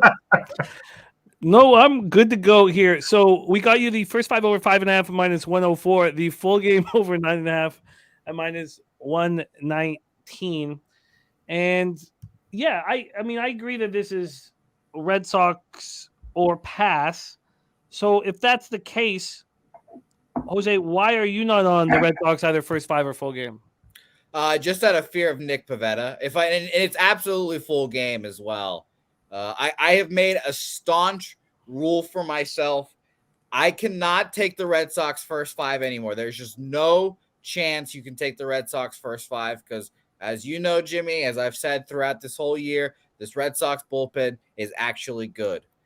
It was so bad last year that Chaim Bloom, a disciple of the Tampa Bay Rays who has an eye for pitching, said, we're just throwing everyone out and bringing a bunch of new guys in. So it's a completely new bullpen. Don't let that fool you from last year. I like the Red Sox. It's just I don't trust Nick Pivetta. That's the only issue. And the Braves are the best offense in baseball. Incredible. I would feel a little scary if it was against a lefty, but, Piker says Nick Road Pussy Pivetta is always better on the road. That is true. Says Red Sox or pass. especially. Yeah, you can make this official. Whatever. I might be a little on tilt right now, but I'll take Boston -1 plus 206 current line at Pinnacle. Boston -1 plus 206 current line at Pinnacle. Pete looks like he just went on like a 13-hour gambling better on the poker table with Steam beside him, just playing poker all night. Now he's on tilt, ready to go. Well, Chocolatey Waterfall likes it, and that's all that really truly matters. Thank you. Jose's on the first 5 over 5.5 -104, and the full game over 9.5 -119. Pete is on the Red Sox -1 at plus 206, and we move on. By the way, real quick, if we're still doing other say hey plays of the day, I've been joining you on Stars -1. So if you want to make that, I'll join you there as well. Stars -1. They keep riding and rolling, and then we'll be in Dallas, not this weekend, next weekend, for hopefully some Stars games. So shout out to the Stars. Geez, the Boston team total over at just 3.5 is looking kind of nice. Also, Dave Burke says, good luck today, everyone. Cash big on the Derby. Lost most of it on table games. Needs Dallas Stars to win the series by -1.5, or he's moving back to the cardboard box. Dave, I thought you picked up 2.7K on Nowitzki with me, didn't you? How could we be? Those are the tables, baby. You know those go. You sit down for blackjack, all of a sudden everything's gone. Fuck those games. Berkey, come on, baby. You picked up 2.7 with me. All right, let's move on. 7:40 p.m. Eastern. Chicago White Sox 12-24, 6-14 on the road at Kansas City Royals 10-26, 4-16 at home. Do not hedge, Dave. Do not hedge. Mike M, hip to be square play today is in Yankees and Rays. 17-16 plus 4.44 units. Let's get this here. Okay, we roll on. Oh, by the way, I meant to say that I'm on the Oilers -1 tomorrow night. I think the line's spectacular. I could not believe how glorious it is. So I am on the Oilers tomorrow night -1. And that was so both. And I've been, people have been saying, do you open up for more than 1 unit bets? And I've been not doing it enough, not doing it right times. And I've been doing it a lot more last 6 weeks or so, 8 weeks. And they were both 2 unit bets today on the Stars, tomorrow on the Oilers. Okay. And Mike M says, and there's a write it down, Pete, play today since it's Tuesday. That is a 2-0 plus 4.85 units. The average line's got to be a plus 215, but I haven't, put it in a spreadsheet. All right, let's go. Lucas Giolito versus Jordan Lyles. This is going to be a fun one to talk about. First off, let's talk about the weather. 81 Fahrenheit, 10.2 miles per hour, right to left, slightly in. This is crazy. And then up to 18.5. I guess a storm must come in and then drops down to 13. Let me refresh this. It seems a little messed up. And it is. That's completely changed. Good thing I refreshed it. 9.9 miles per hour, right to left. Then 8.7 and 8.2. But by that third half of the game, it's heavy rain. I don't know if they could squeeze this game in. Heavy rain at 9 p.m. and then rain all night. So maybe this game doesn't go. Mally Mal saying over. And Billy Friedrich says something I was going to be talking about. Now, Giolito's not been good away from home this season. Small sample size. But you were right. And Jordan Lyles is atrocious. He's so bad. I love fading him after a good start, but there has been no good starts to fade him. Let's take a look at the line history here for this one. It's too bad that this game looks like it won't be able to finish. Okay. Well, first off, though, White Sox open up -144. They close at -142. I mean, that tells you everything you need to know about what Billy was talking about. This total opened up at 9.5 and has dropped to 9. Wow. Jorge Don't Play says been smashing the under on strikeout props in these rain games. Rocco Rogers looking at Gavin Sheets over 1.5 total bases, a plus 155, team total over 4.5. Cover Kings looking at Giolito under. I believe that's K's. All right. So let's take a look at the cash flow for this one here. Sorry, here we go. The cash flow for this Royals White Sox spot. 23% of the tickets, 68% of the cash on the Royals. 92% of tickets, 95% of the cash on the over.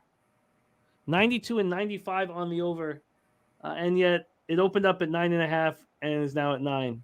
That's crazy. I just want to see what BetOnline's move on the over. I guess this is not the same deal. 9.5 down to 9. Wow. All right. So Giolito being lights out at home. 145 opponents batting average at home, but on the road, 293 opponents batting average. Now just 2 starts, but 0-2, 5.73 ERA. I wonder if it's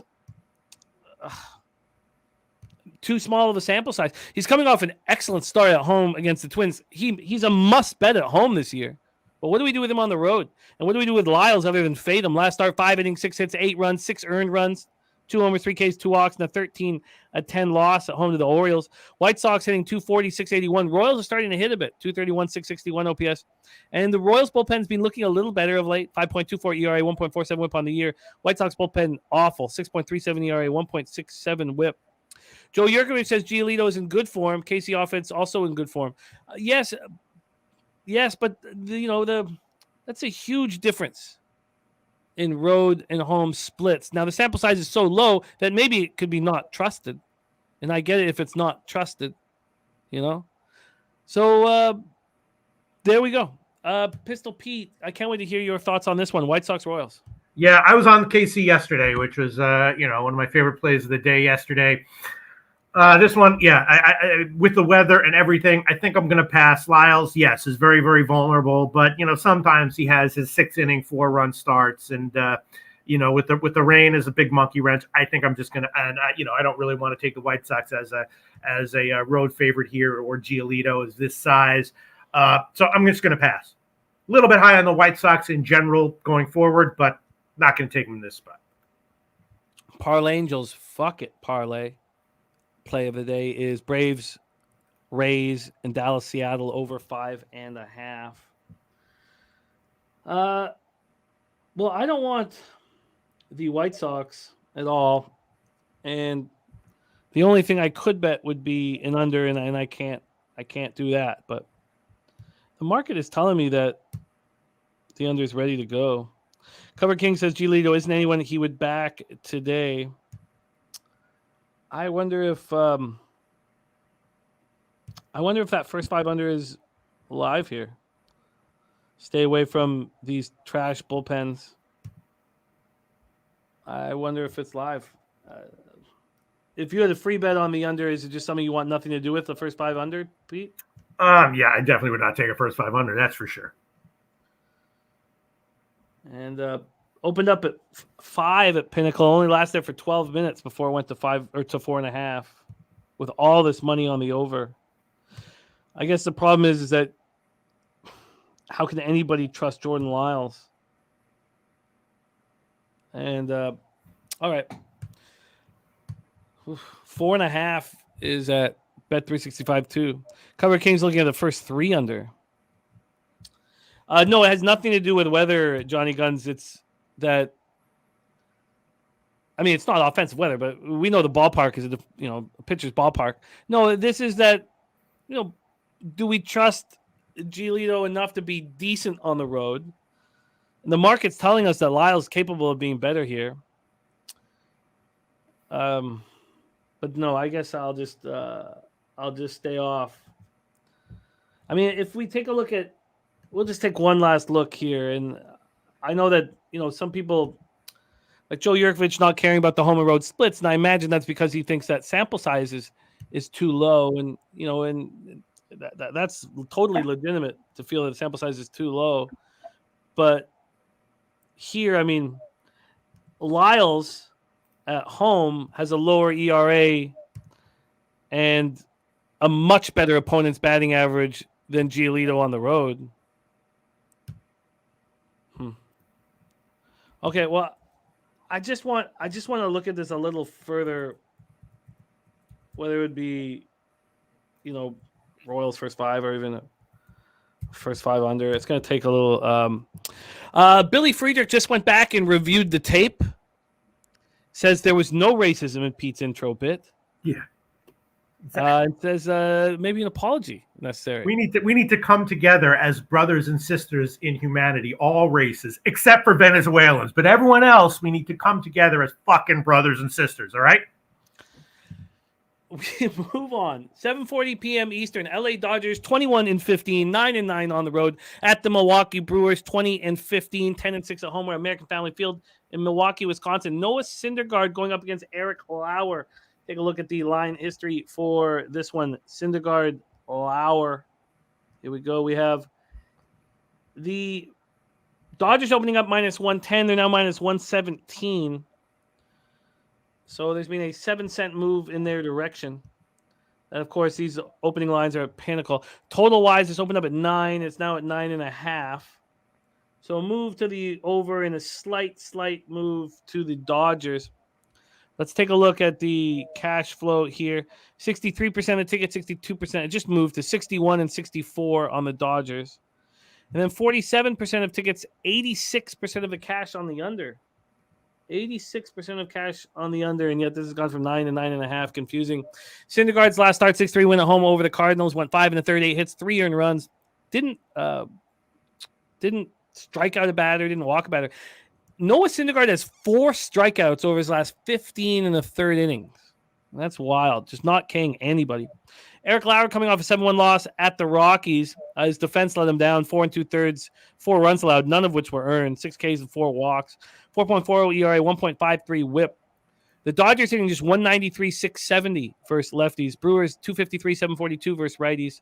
Dodgers bullpen struggled all year. 4.56 ERA, 1.40 WHIP. While the Brewers bullpen has been coming crashing back to earth, which a lot of you guys guessed and predicted. And it's happening. 3.66 ERA, 1.31 WHIP. Take it away for us here. Pistol Pete, Dodgers, Brewers. Yeah, Lauer's been weirdly good against the Dodgers in his career. I don't really consider that in my capping, but I definitely note it in my brain and in my gut. I would definitely be leaning Dodgers here. You know, Syndergaard is vulnerable, not too awful, but vulnerable. And Lauer again, definitely capable of a solid start, but at the current lines, I'd be leaning Dodgers. Don't know if I want to make it official, but I probably will. Slightly into the over as well. Both starters a little bit vulnerable statistically, the way I look at statistics. Yeah, this is going to have to be a stay-off spot. I mean, Lauer's looked atrocious at home to start the year. And I know historically he's been good at American Family Field, but I can't trust it here. This doesn't appeal to me. This spot. I mean, I do like the Dodgers in general, statistically, in this spot. Sean Pulliam liking Milwaukee, Baltimore moneyline parlay. I'm going to be off this spot. Are you going to make the Dodgers official, Pete? Yeah, you know what? I will. We can make it official. We'll take the pinnacle line. -1 plus 106. LA Dodgers -1 plus 106. Don't love it, but like it enough to, add it onto my card. LA Dodgers -1 and -106. Plus 106. Plus 106. Oh, sorry, plus 106. -106 would be a no play. Yeah, I have written it down at plus 106. I just said it out loud wrong. All right, Alfred, riding with you on that one. Let's move on. And we arrive at the taint play of the day. San Diego Padres at Minnesota Twins are at Target Field in Minneapolis, Minnesota, and the San Diego Twins are the taint play of the day. Shout out to our man, Matty Ice, and of course, Sweet Sweet Taint.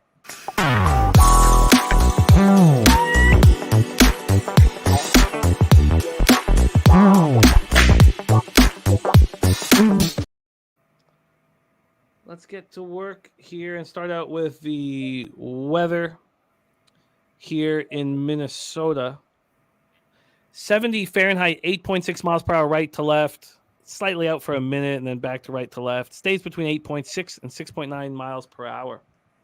Let's go over to the line history here for Padres Twinkies. We talked about Louis Varland being a middling draft pick, not a highly thought of prospect. And then he got touched up. Minnesota opening up -107. They're now -106. They got up to -117 favorites, Minnesota did. But at this point now, there's been a 1 cent move to the Padres. From a total perspective, this opened up at 9, juice to the under. It's now 9, juice to the over. So a 20 cent move at Pinnacle towards the over 9. So No movement on the side, and a big move to the pinnacle. Big move to the. God, sorry, I was looking at the comment there. Big move to the over. Big move to the over, and no move on the side. Let's take a look at the cash for this one here. The taint play of the day involved. We have 44% of the tickets and 92% of the cash on Minnesota. But the lines come all the way back. 38% of the tickets and 69% of the cash on the under. Line's gone to the over. A very confusing market analysis here. Rocco Rogers is on Louis Varland over 4.5 Ks. Says waiting on the lineups to make it a big play. Cover King's also on Varland over 4.5 Ks, and he's laddered it up to 8 at plus 840. There is Sharpie in the house off of a huge day yesterday. I love hearing it, Sharpie. Thank you for joining us. Of course, Balking Dead is at 2:10 p.m. here on Pub Sports Radio. Or 3:10 p.m. Did I just screw that up? Yes, 3:10 p.m. Pub Sports Radio. My apologies. So Padres, Twinkies, Target Field, Waka, Varland. Waka 2-1, 5.46 ERA, 1.40 WHIP, 31 and a third, 26 Ks, 9 walks, 4 runs. Yes, definitely 310. I don't know why I said 210 there. Last start, Waka was excellent. Not touched except for 2 hits, 6 innings, no earned runs, 2-1 extra inning loss at home to the Reds. Louis Varland coming off getting touched up by the White Sox, 4 earned runs over 4 2/3. Padres versus righties, 214, 685 OPS, just not hitting them. And Twins aren't hitting righties either, 225, 700. And both bullpens have been decent to good. Take it away for us here. Pistol Pete, taint play today is on the Padres money line. What is your move here? Yeah, my note on this one was San Diego team total over, and also maybe first 5 or first 3 over as well. Varland might get his Ks, but my numbers indicate that he'll more likely than not be a little vulnerable here. Waka probably a little vulnerable here as well, although I definitely like San Diego as a side, kind of leaning early overs, and the San Diego team total over. Not sure what I want to make official yet. Jimmy. Yeah, I mean, I get the expectation that Waka can continue to look decent. I don't want him after such a nice start, but I get it. And then here, I think the no movement or the move back to the Padres is saying something because, we have clear big bets on the Twins, just 44% of tickets, 92% of the cash. This doesn't appeal to me here at all. It really, really doesn't. Yes, taint is the Padres. Hunter Englehart's on both teams to score 4 runs at plus 120. Also on the Padres to win the series. Cover King says Varland 15 innings, 25 strikeouts in the minors in 2023. He's loving Varland in his first home start. Christopher Calventini saying Waka is a fade. Sharpie says this is the next series after the Padres just had their hearts ripped out. Easy stay off. Mm-hmm. What are you making official here, Pete? I will hold off. Mally Mal says Twins offense was shit last series. Yeah. I'm not too high on Minnesota right now, but good comment from Sharpie about Padres had their hearts ripped out. I'll stay off, Jim. A stay off there. So that is Jorge Don't Play is on the Twins. Mally Mal agreeing with Christopher Comentini that Waka is a fade. Cover King's looking at Tatis to go yard. We move on. 7:40 p.m. Eastern. St. Louis Cardinals 12-24, 6-11 on the road at the Chicago Cubs 17-18, 10-10 at home. We're at Wrigley Field in Chicago, Illinois. Hunter Englehart, by the way, says Waka is the perfect guy to get this Twins lineup back on track. Yeah, I mean, I'm also thinking about a run in the first inning, yes, or first 3 over, something like that. But I don't know, man. Okay, Spiker. Let's keep rolling here. Let us know, Pete, if you want to make it official. Yeah. Okay. Cardinals, Cubbies, Wrigley Field. We have Flaherty going up against Tyon. Let's start with the line history here. The weather. 55 Fahrenheit, 7.8 miles per hour in. Dies down to 5.3 by the end of the game, and it's kind of left to right by then. But for the first 2 hours, it is in at 7.8 to 7 miles per hour. Let's go over to the line history here for this one. the line history in Cards, Cubs, Flaherty, Tyon. We have the Cubs opening up minus 121. They're now minus 123. 2-cent move towards them. From a total perspective, this opened up at 8.5 and has dropped to 7.5.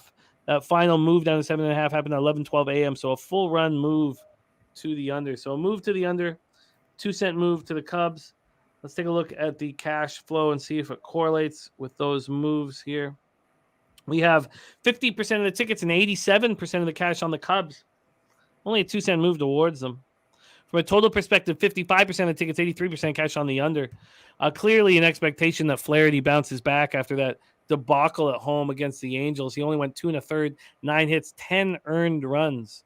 Noli Knows says the Cubs are the best team for looking at the under. Noli Knows on the under. Gifted Cartel on the Cubs' first 5. Mike M says bad Cubs spot with leadoff hitter taking an injury last night. Tyon coming off 4-3 loss at the Nats. 3 innings, 3 hits, 3 earned runs, 1 homer, 4 Ks. He's not looked very good in a small sample size to start off the year. Cards versus righties, 253, 731 OPS. Cubs versus righties, 262, 741 OPS. Johnny Gunn says only a 2-cent move for the Cubbies with all that money on them. That's trappy. And Noli Knows says Cubs unders have been fire going back to the All-Star break of last year. Both bullpens have been good. Hunter Englehart's on the Cards, first 3 at plus 110. Says this is a spot Jack just deals first time through the order at Wrigley. Big spot rival game. Sharpie says the Cards bench Contreras now in the outfield. Contreras had allowed 22 home runs on 2 strike counts to date. I can't back any St. Louis pitcher till they get a good rapport with the next catcher. Mike M says bad news for Cubs backers. A Cardinal just flew into the bush outside his office. Says got to read the signs. Pete, what signs are you reading here? Cardinals, Cubs. Yeah, I was leaning Cubs and under, but yeah, the Cubs with that injury is iffy for sure. And you know, maybe St. Louis team total under. I'm not sure. I you know have Flaherty as a bit vulnerable, better periffs for Tyon. So I was leaning Cubs and under. Not sure what to make official though. What I want to make official. This is a trickier card than I had expected. Now I didn't make any bets in baseball before it started, but this is trickier than I had expected. Nate Cerna looking at the Cards first 5. Morgan Spooner says Nico left the game early yesterday, won't play today. Cubs cold bats need a spark plug. Cards money line. I get the under. You know, it's just a little too late for me to get there. Joe Yurkovich says, when do the Cards show positive regression? 12 and 24 are these St. Louis Cardinals. Hard to believe. Hard to believe. All right, let's move on to the next spot on the board. Houston Astros at Los Angeles Angels. We're at Angel Stadium in Anaheim, California, and we arrive at the spreadsheet play of the day. I'll have the record up. I didn't know if he made a move on Jose's show, so I'll have the record up for tomorrow's show. But he's been very successful thus far, and he wants us to track average line and everything. And he is on the Los Angeles Angels -1 at plus 109. Spreadsheet play today on the Angels -1 at plus 109.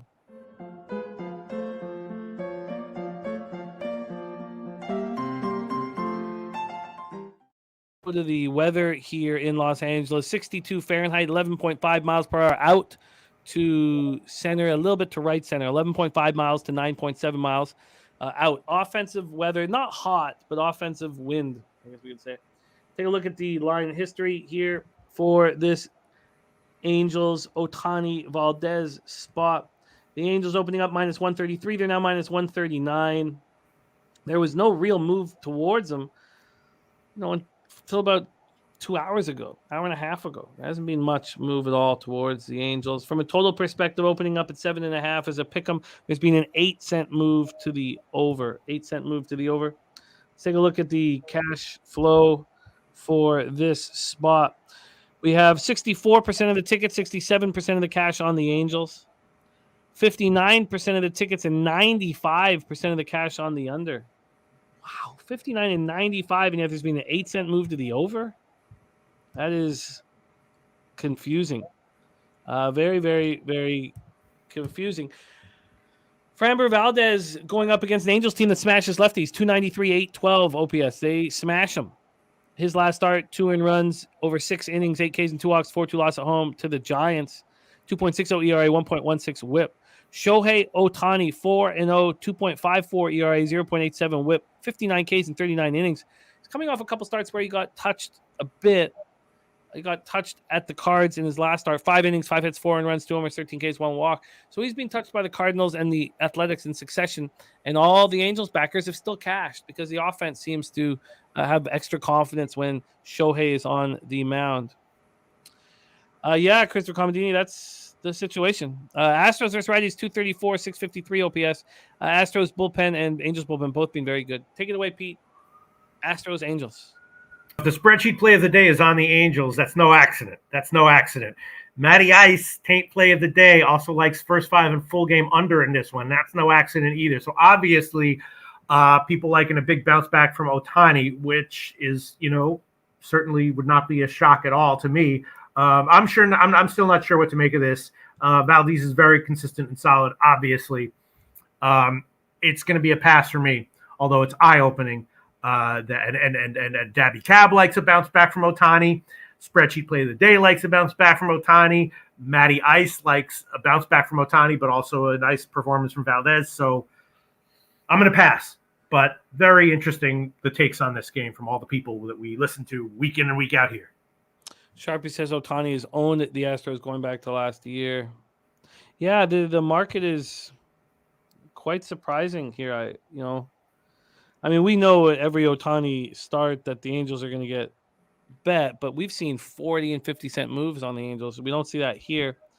And then we have all this money on the under and the market moving towards the over. And that alone makes me want to play the over 7.5 here. I don't want to go up against Matty Ice. I think that's a recipe for disaster, but man. So were you also leaning towards the under in this spot? Me personally, no. Yeah. I would. This was a head scratching cap for me when I did it last night. Well, anybody who wants to bet the under, and Sharpie saying same thing with the market on his K prop went down 30 cents. So they're opening up their arms. GSPN says market's telling you over easy. They are. Then you have to ask yourself, does it correlate with your own capping? And then you have to go up against, taints action. The books are opening up their arms to obviously now Ohtani's K prop as well as the under. What if we take a look at it? Ohtani has not been good for 2 straight games. Will he be better? The market's saying that he won't. And Framber Valdez has been very good this year, but he's going up against a team that rocks lefties. And then in light of all that, you got the spreadsheet play of the day on the Angels. I don't know, man. I think there's enough X's and O's for me to sit here and say, I think you should fade the move to the under. But 5% of the cash is on it? How do I not? How do I not move on it here? Yeah, BJ saying based on the market, somebody's getting rocked today. Paco Healy's on the Angels and the over. Now Paco Healy likes the Angels. All right. Gifted Cartel likes the Angels. Everyone. Wow. People really expecting a bounce back from Ohtani. Look at this. This is an important point. Sharpie saying, let's be real, I tracked 20 lefties and none have seen the Angels. So he thinks that they're beating up on lower level lefties.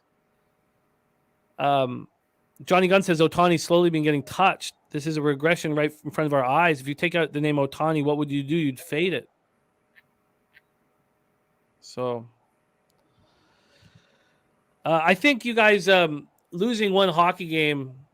Now, sure, it was at home, but I don't know. Arthur Mead Jr. with the $5 dono. Thank you so much, Arthur. Thank you for thinking of us. Means a ton to us. Our guy, Arthur Mead Jr. Pete, he's rolled with us since we started together.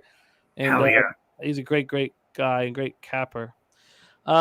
Mike M says Ohtani was 23-0 to the under after a game, allowing 3+ runs. Then it went over last time, big time. Says and he thinks the over is the play. The problem is I guess it does. Chocolate Waterfall also looking at the over. Okay, I'm interested in the over 7.5.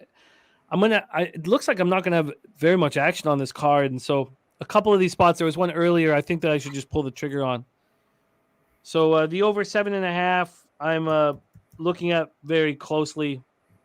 I'm not going to confirm it right now. I will tweet it out if I bet it, but I'm going to look at it very closely. Arthur Meade Jr. is Astros for the win 4-3. Real Deal Prime says can't fade Ohtani. Joe Yurkovich says Astros losing this many in a row is just too hard for him to believe. All right, let's move on. We have 3 games left before we get into NBA.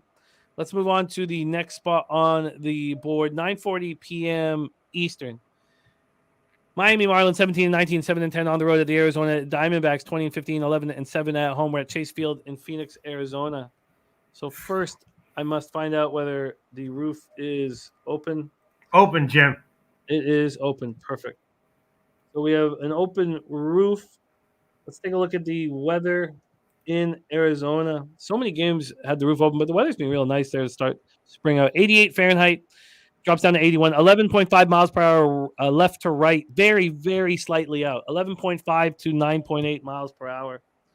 Let's move over to the line history here for Miami and Arizona. We have Luzardo versus Fott. Arizona opening up -115. They're now -111. So a very slight move to the Marlins, who've gone from +106 to +103. Very, very slight. From a total perspective, this opened up at 9, juice to the over. This means a 6-cent move, 6 cents of movement to the over. Noli No says first 5 under and fought over 4.5 Ks. Sharpie says, I've been screaming from the towers. The D-backs numbers versus lefties is the most fraudulent number in the game. He says his pitchers are 6 and over to Diamondbacks, not counting back-to-backs. Luzardo is one of his dudes. Alfred, we will discuss Fought. We did break him down a lot more in his first start last out. 12-7 win at Texas, where he got lit up 4 2/3, 7 earned runs, 4 homers. 4 homers. He got lit up and smoked. But we already hear from Mally Mal that he is believing in Fought in this spot. And, why wouldn't he? Marlins don't hit righties at all. 233, 645 OPS. We already heard what Sharpie believes in about these Diamondbacks versus lefties. The question is Luzardo. Marlins 4.45 ERA, 1.30 whip. Diamondbacks 4.89 ERA, 1.34 whip. And then when we look at the cash flow in this spot, 33% of the tickets, 56% of the cash is on the Marlins. I would have thought that that would be a public spot. I'm a little surprised that it's not a public spot. 59% of the tickets, 58% of the cash is on the over.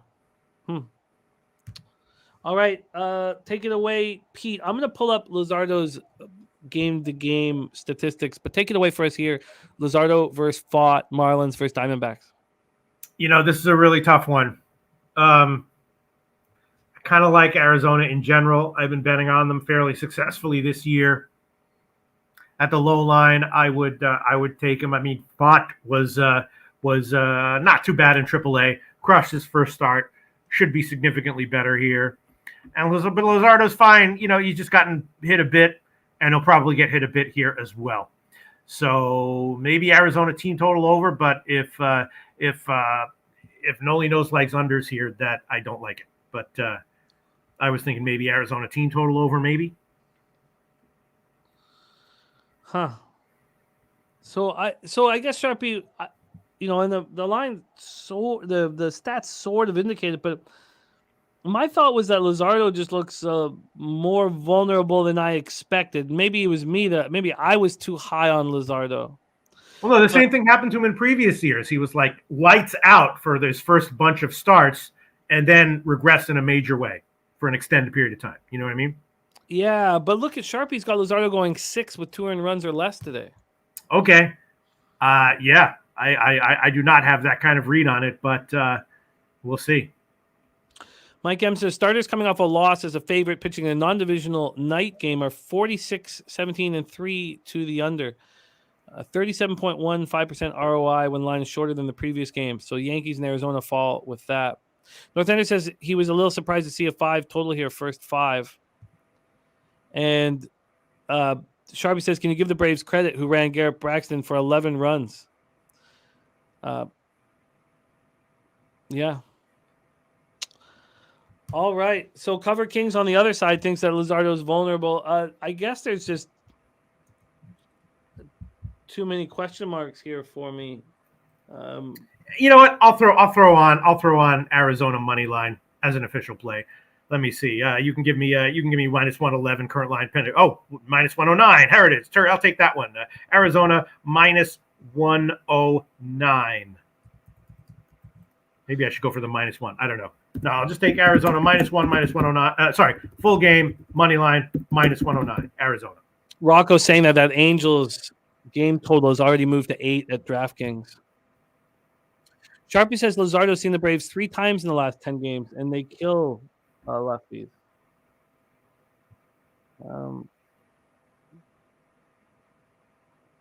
Yeah, I mean, he's only seen the Braves once this baseball season. But yeah, I mean, he handled himself fine against the Braves. Okay. I mean, the idea that these guys are on the under, it also just moved to 8 at Bet Rivers. Damn it. That means I'm going to have to see if it's moved and bet it right now. If it hasn't. Still 7.5 minus 120. I think I'm going to have to move on that now. Okay. This is a tricky You got my minus 109, right? Arizona Diamondbacks minus 109 from Pistol Pete Loshak. Okay, let's move on. 2 games here. The next one at 9:40 p.m. Texas Rangers 21-13, 9-7 on the road at Seattle Mariners 17-18, 9-11 at home. We're at T-Mobile Park in Seattle, Washington. I imagine. I guess it's been warmer out there. 57 Fahrenheit.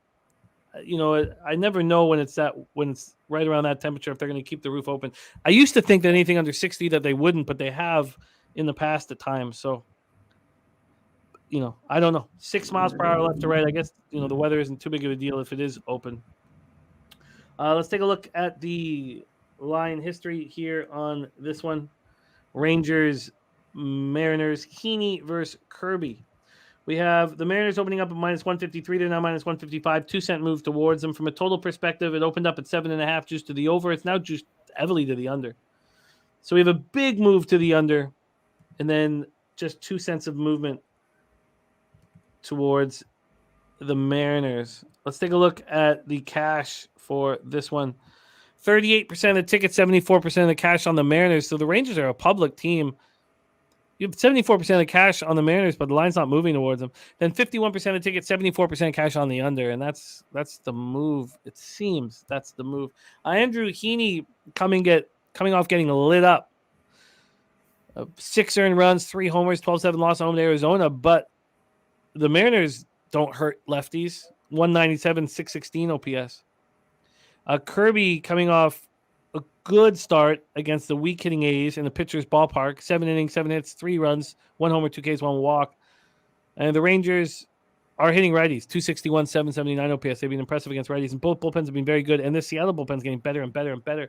Sharpie says Andrew Heaney velocity has been down all year. Very vulnerable. Sharpie says he hates Kirby. Also bet K-Props with his slider down 2 miles per hour. His case have fallen off this year. Dabby Cab looking at the first 5 over in this one. I'm surprised that them being such a big move towards the under with the way these two have been pitching.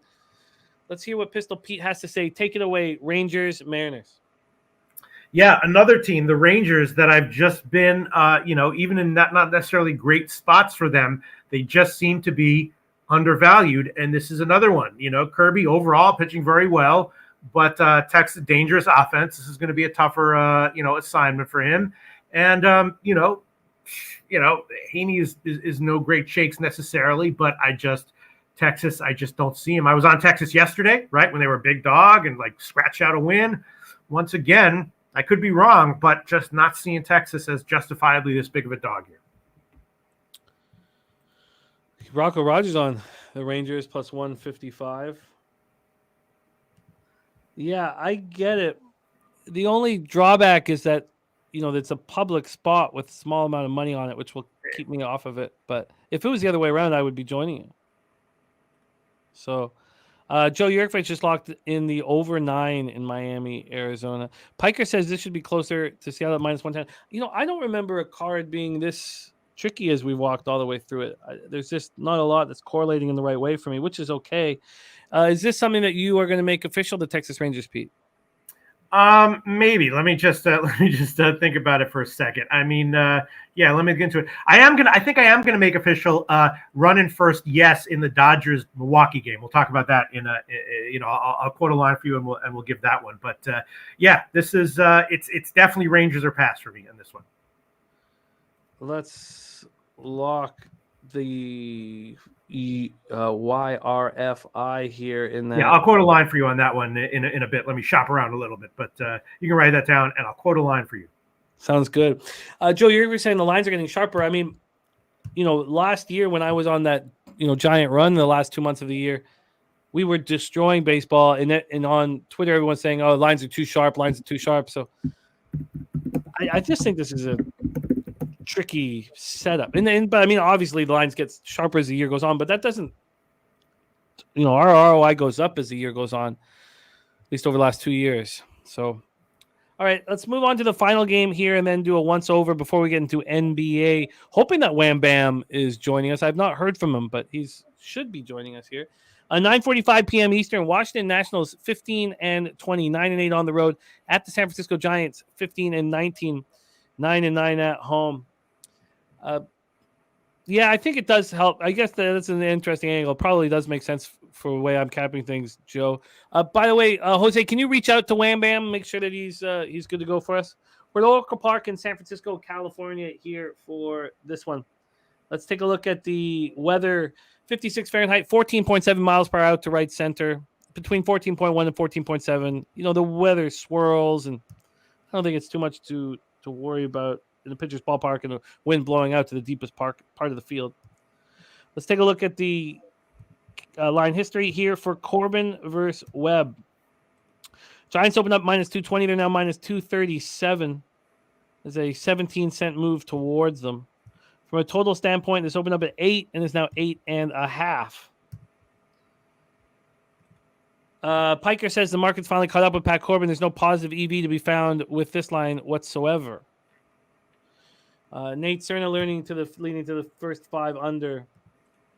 Let's take a look at the cash for this one. We have 22% of the tickets, 76% of the cash on the Nationals. I get why people are trying to use Corbin now. I just wish there wasn't this big move towards the Giants. And there hadn't been a move at all, Pete, until 11 a.m. Mm-hmm. So there had not been a move. And then at 11 a.m., there's this move to the Giants. It's a public team, but smaller bets are made on them. Then 33% of tickets, 59% cash on the under. 33 and 59 on this under. And we have seen it go up a half run. So another spot where there's confusing information.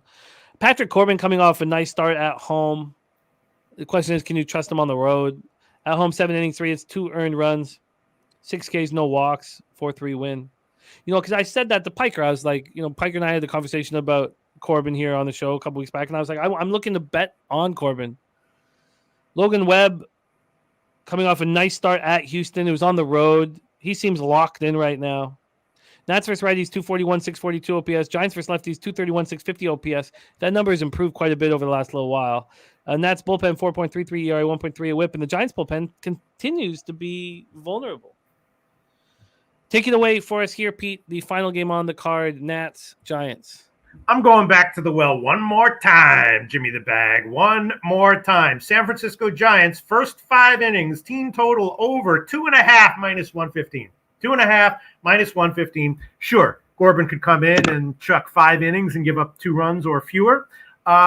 I think there's a little bit of value still. Taking the Giants, first 5, team total over 2.5 -115 at Heritage. Pinnacle has 117. I'll take the Heritage line, -115. Official play, Jimmy the Bag. Let me go back to this. This was a spot that I want. I guess it comes down to just not being able. It's just not correlating enough because Noli's on the under, and I'd like to join him on it. I guess the only spot where I could make the move is on the first 5, and then I would have to actually believe in Corbin, and I can do that because we see this full game being touched from 8 to 8.5, and that happened almost immediately. But then the first 5 hasn't moved. First time it hasn't moved, and the first 5 has. Let's go back to this. The first 5 has, or this has 67% of tickets, 41% cash on the. The public. So there's enough correlating for me here to move on the first 5 under. It kind of semi going up against Pete, which is not something I want to do, but. Look, Jim, I've got don't worry about doing that. And Fap win says Corbin should do good early today, in my opinion. Betting first 3 innings total under 2.5. Yeah, look, I mean, he's been a little bit better recently. I've probably gotten significantly burned with that. I'm just 2.5 at -115. I'm doing it. Let's just take something here. Piker is saying that my like on Corbin isn't baseball related. And there you go, Nut Flush Allen, Jimmy the Bag Giants will put up runs today. Piker says the math of this game keeps me off San Francisco, but only a gun could put me on Corbin. So Corbin's had quality starts in 3 of his last 4. The only one where it wasn't quality, he allowed 3 runs and 5 1/3. That's baseball right there, Piker. I mean, this isn't just me thinking that the public believes it's Patrick Corbin Day. I mean, if you're in any baseball chats, it's always, it's Patrick Corbin Day. We're all going to get paid. And, I don't believe in that. I don't think he's as bad as the numbers indicate or the belief in the baseball chats.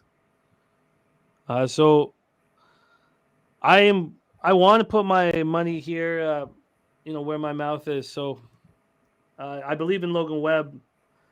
The question is, is it just risky business going up against Nutflush? I mean, obviously it is. So I'm going to take the first 5 under 4.5.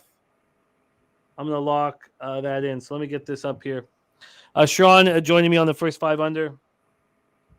Nutflush on says if the projected RotoWire line sticks, I will be on San Francisco team total over. PJ says Corbin is bad, but you respect my opinion. What do the numbers tell you, BJ? 3 quality starts in his last 4. I mean, right now is or do you just have a vividness bias like everybody else does? So, it's fun to find disagreeing. There's nothing wrong with it, but I think you guys are dealing with a bias. Everybody in every baseball chat who calls it Patrick Corbin Day, have they been succeeding? Fading him over the last, month. They haven't been. They've been losing money. So, you guys can. It's fine disagreeing, and we can disagree here. And I'm going to take the first 5 under 4.5 in this spot. All right. Let's review all action. There's our guy Millsy says we killed it on this week's UFC live stream. You guys have been running real nice, Millsy. I love it. That might not be something bad to track. The fade the Twitter idiots play of the day. You just kind of glance over Twitter, figure out what the idiots in your opinion are on, and you bet the other side. Track it, see how it does. And Piker says one could argue you're citing recency bias on Corbin. Yeah. Right now he's not bad. Yes, it's a recency bias for sure. 3 quality starts over his last 4. Hasn't allowed more than 3 runs in his last 4. So yes, recency bias right now. I do not think Corbin is bad as everybody else does. So, definitely recency bias. Yes, recently he's been good. All right, let's review all action here. Tigers, Guardians, no action. I mean, I will say one thing, Jimmy the Bag. This is going back many years, but at one point there was such a thing. I don't know if you remember this. There was literally such a thing as Charlie Morton Day. Yeah. Just for a little perspective. No, there sure wasn't. He was on the auto fade list like 5 years ago or something like that, or 6 years, more than that. The Rays Orioles, I have to take another look at whether I want to be on O's first 5 or the full game under. I've got to figure out. I've got to figure it out. I got to figure that out. O's first 5 and the full game under. I may move on it, and I may move on this under 9 with Pete in Colorado, Pittsburgh. If I had more action, I would just let it go, but I'm going to spend some more time on it. Mally Mal saying the under in Rays Orioles as well. Okay, then Loshak's on the Mets first 5 team total over 2.5. Blue Jays Phillies. We are off. My first definite bet is the first 5 under in Oakland, New York Yankees. Then Loshak has the Red Sox -1 at +206. And Jose is the first 5 over 5.5 and the full game over at 9.5. The hip to be square play today is Tampa, New York Yankees +139. That's 17 and 16 plus 4.44 units this season. Then I've got to spend some more time on this. It's possible. I probably shouldn't. I mean, you know what? If I end up moving on the top 2, then I probably feel good about my action. Thank you, Biker. Thank you, my friend. Thank you. And I love you, Biker. And it's fun. It's fun to not agree with this stuff. It's not negative. It's just fun. So I've got to go over that a little more. And I love you too, my man. I am a little bit more on edge today, and I apologize for that. This is it's a tricky life that we've chosen. And Cover Kings, Lex Corbin over 4.5 Ks. Okay. All right. That could cash, and the team total over could cash as well. I like that. Cover Kings giving me some confidence here. Parlangel is parlay play of the day. He calls it the fuck it parlay play of the day. Is Braves, Rays, and Dallas Seattle over 5.5. Dodgers -1 at +106 for Loshak, and you were adding the yes run first inning? Yeah, you can give me -130. That was at Caesars. I caught that. -130. Dodgers, Milwaukee, running first. Yes, -130. You got it. Has this switched yet on the first full game over in the Angels game? Has it switched yet? Let me find out very quickly. Has it gone to 8 yet? Has it gone to 8 yet? No, it hasn't. So I'm going to need to stay quick on that one. All right, and then Taint play today is the Padres money line. He's also on the Houston Angels first 5 and full game under. Cardinals, Cubs, no action. I'm going to be moving on the over 7.5 and Astros, Angels. I just got to get to it and bet it.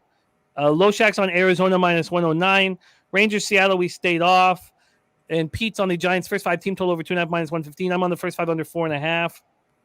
And I'm nervous. I'm nervous about today. Very nervous about today. I'm nervous about my confidence in the Dallas Stars. I'm nervous about my confidence on the first 5 under 4.5. Obviously, these plays can blow up in one's face, and I'm nervous. But let's take the nerves. Let's put them aside, and let's talk NBA. And we have just the man for the job. I'm very excited to bring him onto the show, as I am every time we get to work with him here on Tuesdays. A great friend of Peter and I's, someone we've worked with since the very beginning, and also a spectacular NBA expert. Please welcome from Compton, California, Wam Bam 3000. Wam Bam, what up? Yeah, man.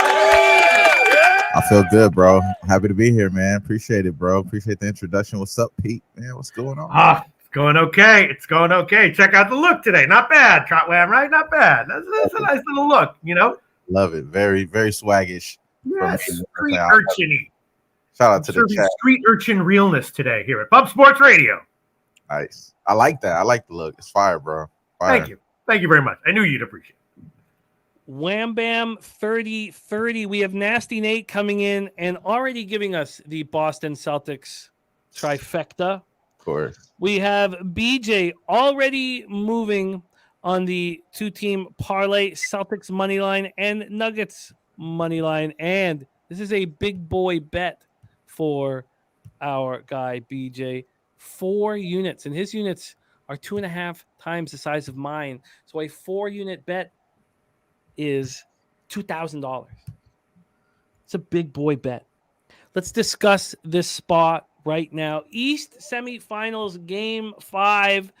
This series is tied 2-2. Sixers, Celtics. Now, after we hear what you guys are moving on in this game, we must bring on another one of Boston's biggest fans, that being Jose Blow Me from the Back Bouquet. Oh, great. Woo! TD Garden in Boston, Massachusetts. Let's go. We're going to start with the line history here for this one. We have Philadelphia opening up as 7-point dogs. They're now 7.5-point dogs. From a total perspective, this opened up at 214.5 and is now 213.5. Let's move over to the cash flow for this spot here. NBA, Celtics, Sixers. 53% of the tickets, 80% of the cash on the Celtics. From a total perspective, 29% of the tickets and 84% of the cash on the under. This series is being played at a very slow pace. 91.86 possessions a game. That's right in line of what the Sixers have been playing all playoffs, 91.19 possessions a game. They were the 27th fastest team in the league according to pace this year in the regular season, 97.44 possessions a game. The Celtics were 20th fastest and 99.15, and they've been playing at 97.68. But this series has been very slow. The Wizards won game 4, 116-115 at home in overtime. James Harden, 42 points, 8 boards, 9 assists, hit that go-ahead 3 with 19 seconds left. It was impressive. He was 5 of 28 from the field in games 2 and games 3, but he got right. Embiid, 34 points, 13 boards, 4 assists in 46 minutes. Tatum, 24, 6 assists, 4 blocks, and 18 boards. Jaylen Brown, 23 points, 3 field goal attempts in the fourth quarter. So was Tatum. Tatum and Brown let the Sixers win game 4. They didn't take the game by the horns. Will they do it here? Pistol Pete Loshak, before we hear from Wam Bam 3030, are you moving on Sixers Celtics? I do forest for the trees analysis of NBA even more than I do NHL forest for the trees analysis. But just looking at this, I know that both of Boston's wins have been by double digits, but the series is tied up 2-2. Now it's an intense friggin' series. Last game went to OT. First thought is, gotta think Philly getting all these points maybe is a decent play. Well, let's hear what Wam Bam has to say. Wam Bam, take it away. East semifinals, game 5, Sixers Celtics. Yeah, man. Obviously, the series, gets tied now, and you look at this team and the Celtics. What are they going to do as far as bouncing back? What are they going to do as far as like you said, Jimmy? The players really didn't hold it down, and then as far as you don't even have your best player in the series is Jaylen Brown. Obviously, Jason Tatum is not the guy, but somehow, some way, Jason Tatum is still being forced down the stretch with this Boston team.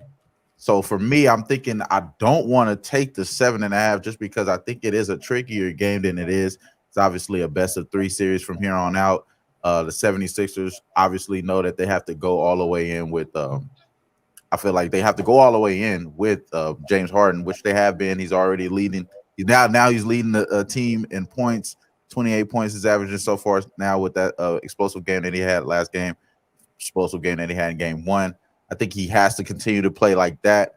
I do like his points, rebounds, and assists, the over 33.5. I didn't bet that yet. What I did bet in his game is the Celtics, though. I think the Celtics do keep going over the team totals in certain situations like this, being that they at the house. I like their team total to go over at 110.5. I think that the Celtics got guys already around. Marcus Smart has been crazy as far as props. We've been cashing with him. I don't think you should go away from that. Continue to do that, especially being at the house. I know that they probably are pushing it up a little bit as well with the Marcus Smart stuff because he's been going crazy over his rebounds and assists, points, rebounds, and points and assists. things of that nature. So I like those. I like those looks as well. But the official play for me is going to be the Celtics team total over 110.5. I just think that they're going to get over this number. They have been able to average 116 points over the last 3 games in the series. I think this is a good spot for them to go over that. I'm not talking anyone off the full game over as well. I think the Sixers, if they have the recipe now to get points, what I mean? I think that James Harden is going to be the guy, especially if they continue to dump out to Embiid, double up Embiid. He's going to kick it out to James Harden, having those shots, catch and shoot situations. The reason why he won the game is in that situation right there. So I think that that's going to be a formula for the Sixers not to fuck up. I think Doc can't mess it up. He got some pretty good players on the other side. Joel Embiid still hasn't had a great game. I expect him to possibly have a good game too. So I wouldn't be mad at you taking the full game over. I just believe that the Celtics, it's maybe a smash spot. I kind of agree with Nasty Nate. I don't want to take the trifecta. I'm going to take the team total over 110.5 minus 115.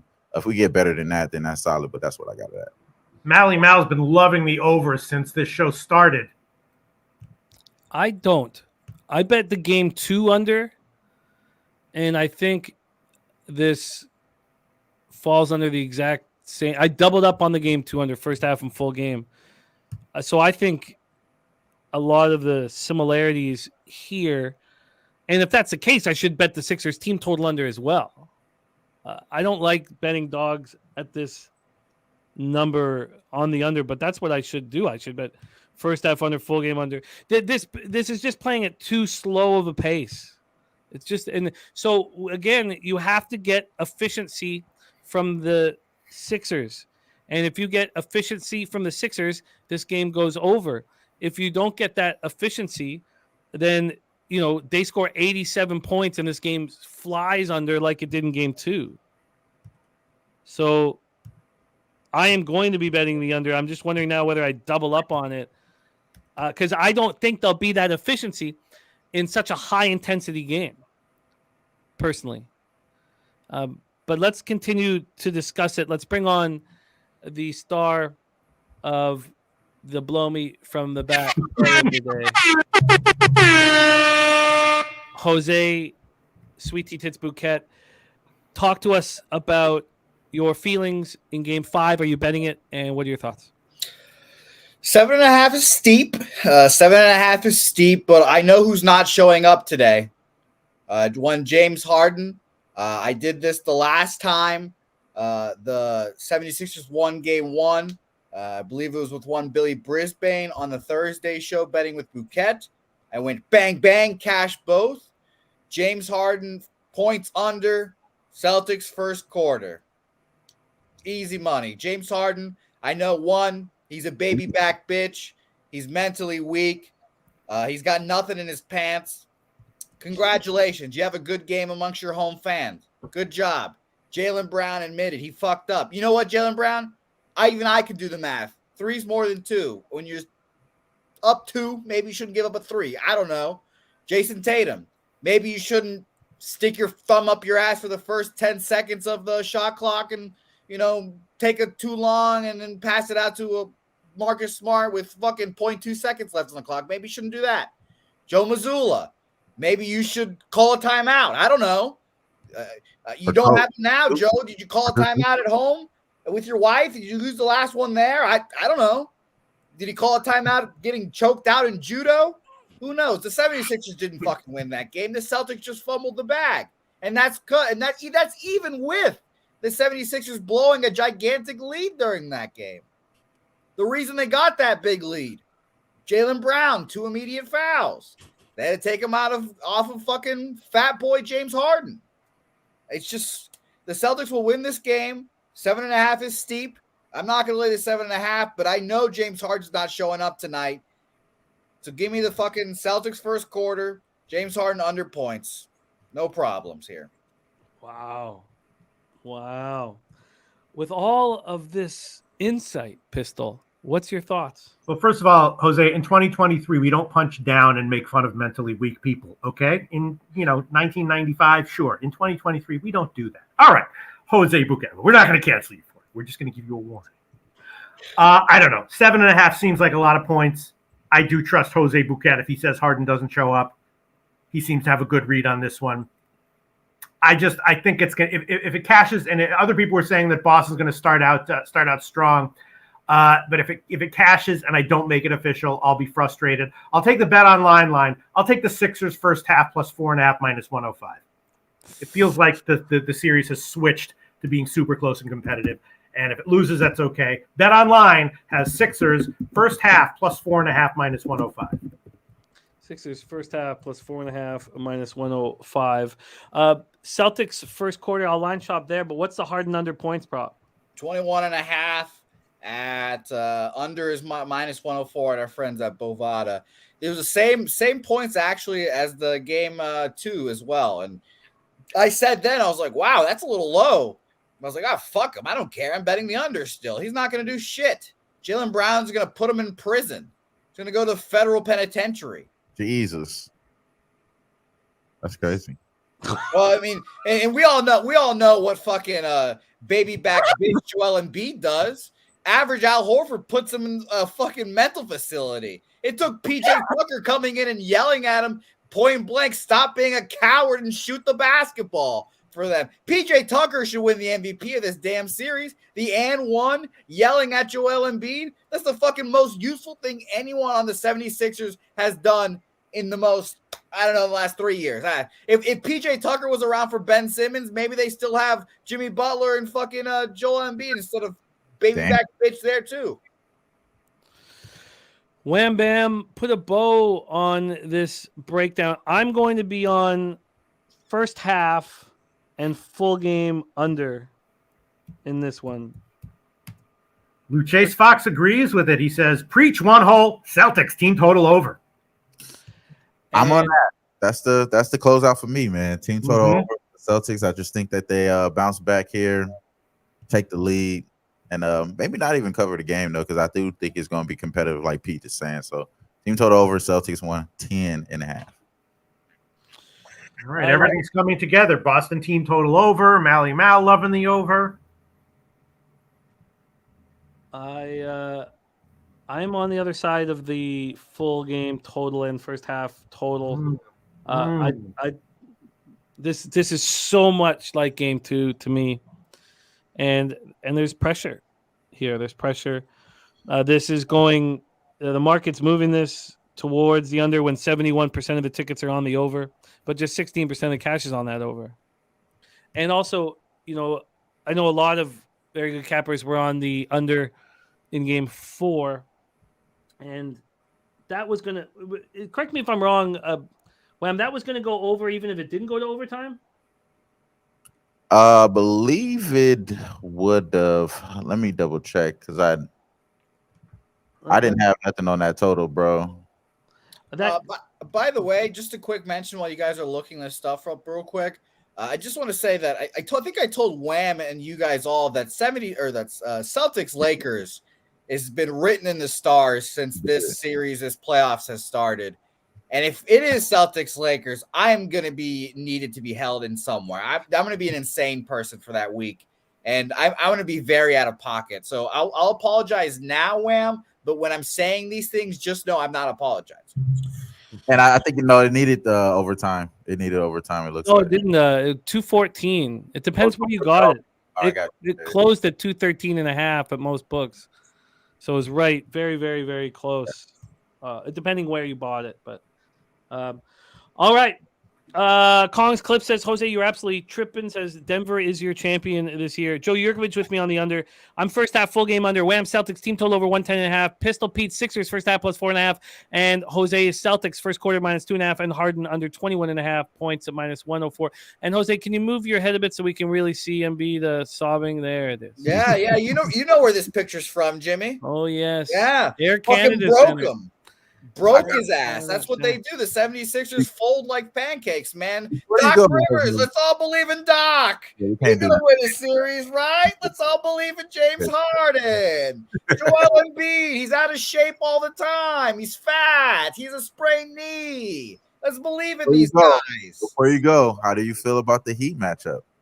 I hate playing the Heat. The Heat are a boogeyman for the Celtics. I still have PTSD flashbacks from Bam Adebayo's block on Jason Tatum in the bubble. I still can picture that in my head. Yeah. That being said, I'm only focused on the 76ers because I hate 3 cities more than any other cities. In those power rankings, New York, Philadelphia, Los Angeles. There we go. Now we're talking. And I don't want them to be in this championship circle. I hope the Denver Nuggets wipe the floor with the Los Angeles Lakers. I hope LeBron gets his hopes up. Oh, Lonnie Walker, you did it, buddy. Oh, great. And then Jokic is going to come in, put his massive Siberian hog on top of Anthony Davis' little boy chest and dominate these guys. That being said, I also hope the fucking Suns win too, but who cares? It's anyone but the Lakers.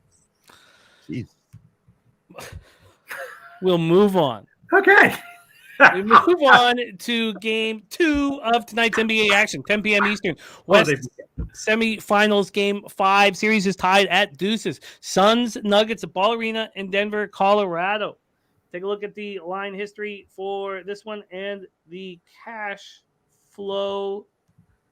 Sorry, let me move that over here. I have too many things up. Oh, shit. Let me move that over here. Okay. Let's go. First to the... Oh, my God. What the hell's going on? Sorry, I have too many things up. First to the line history here in this one. Get back to today's action. God, sorry, taking me a second. And here we go. We have Phoenix, Denver. Denver opening up at -5. They are now -6. At Pinnacle, you could have got in on the 5 until 12:21 a.m. It moved to 5.5 around midnight, and it moved to 6 at just over an hour ago. From a total perspective, this opened up at 228, and it's still right there, sitting at 228. Let's take a look at the cash flow for this one. On the total, 45% of tickets, 58% cash is on the under. It's not moved. On the spread, 72% of tickets and 98% of cash is on the Denver Nuggets. 98% of cash. Speaking of this total, it's a very high total for the pace of play, but efficiency has been strong from both teams. This series being played at 96.75 possessions a game. Suns this year played at 98.83, in the playoffs 98.28. There's always talk that when Chris Paul's not in there, that the speed heightens. Chris Paul will not be available tonight. The Nuggets this year played at a pace 98.74 possessions a game, very similar to Phoenix, 2 places down the row, 24th in the NBA. And in the playoffs, they're playing slower, 95.67 possessions a game. So the Suns handled their business at home. They tied up the series at 2 with 129-124 win. Booker and Durant each had 36. Booker is playing out of his mind. 79.1% from the field over the last 2 games. 66.7% from 3. It's amazing. Landry Shamet has looked very good. 5 threes, had 4 in the 4th. Jokic went for 53 in the loss. Jamal Murray went for 28, but where was everybody else? Nowhere to be found. Joe Yurkovich got on early on Denver money line. Mike M's on Michael Porter Jr. double and says, "Write it down, Peter." Mm-hmm. Michael Porter Jr. double at plus 650. Wow. By the way, for those of you who don't know, Mike M is 2-0 on the Write It Down, Peter play of the day. One was plus 300, one was plus 185. Pistol Pete Loshak, your thoughts on this one, Suns Nuggets? Well, first of all, I wrote it down. Second of all, Troy Torrance says he dropped a quick cap on this game. Very confident on the Nuggets. Very confident on the Nuggets. My first thought was the most obvious, person who follows NBA for 2 seconds thought, which was Chris Paul's out. Another over. That might still be right. That was my first thought on it. Other than that, I was like, I'm just going to cap the hell out of the cappers. And as of right now, I want to hear what Troutwam has to say. But as of right now, I'm definitely thinking Denver, giving those points might still be worth a play. Yep. That's how I took it, bro. I took it just like that. I took Denver -5, -120. I think he maybe still be able to get that, or maybe it's -130 or something around there. I don't know. But I love what Mike M just said, man. That's so intriguing, bro. He got a double last 2 games. I had to look that shit up. Man, that sounds good. And then I had the triple-double with Jokic last game, so he obviously took the rebounds that I wanted Jokic to have that triple-double. I think the triple-double is still live today, so that was the play that I was really on the edge with the triple-double. I had it last game. It's a little bit less juice than it was last game. It's at plus 110. I got it at plus 180 last game, so I think the line movement there is very interesting when props something like that happens. But the Mike M, write it down, definitely stopped me in my tracks there because I think that guy may be able to get another double-double and fuck the triple-double for Jokic again. So I'm going to stay away from that. But yeah, I'm on the Denver Nuggets, man. I think that they are going to be able to hold it down right here. The elevation is going to be able to a little bit stronger for those guys to be able to keep up. I think that Devin Booker and KD continue to have a crazy output of offense, though. So the over may be still in play here. I can only think over in between these two teams, just like you said, Jimmy, since Chris Paul has been gone, they've been averaging about 18 points, fast break points as far as the Suns, being able to get up and down the court without him pounding the air off the ball. So I like the over there too, but I just think that the Nuggets, Nuggets team total over was another thing I was considering here, but I was like you too, Pete. I don't think I'm scared of the points here because I think it's just less things. It's less things to worry about for the Nuggets than it is for the Suns. They have to have crazy production from guys like from Warren, from Landry Shamet again. I mean, Landry Shamet pretty much saved them like a motherfucker. You feel me? So, you know what I'm saying? So I'm gonna stay away from the team total. I think the Nuggets -5 is the play here for me. Shout out to my guy Ski. He said, "Do the right thing." That's what it is. I think that the right thing is definitely the Nuggets today, man. Really? What did you get the Nuggets at? I got them at -5, -120. That is a nice score on that. Danny Lopez looking at Ayton unders. What do you take from everything going on with Ayton in this? Is he just what is your take on it? Let me not set it up in any way.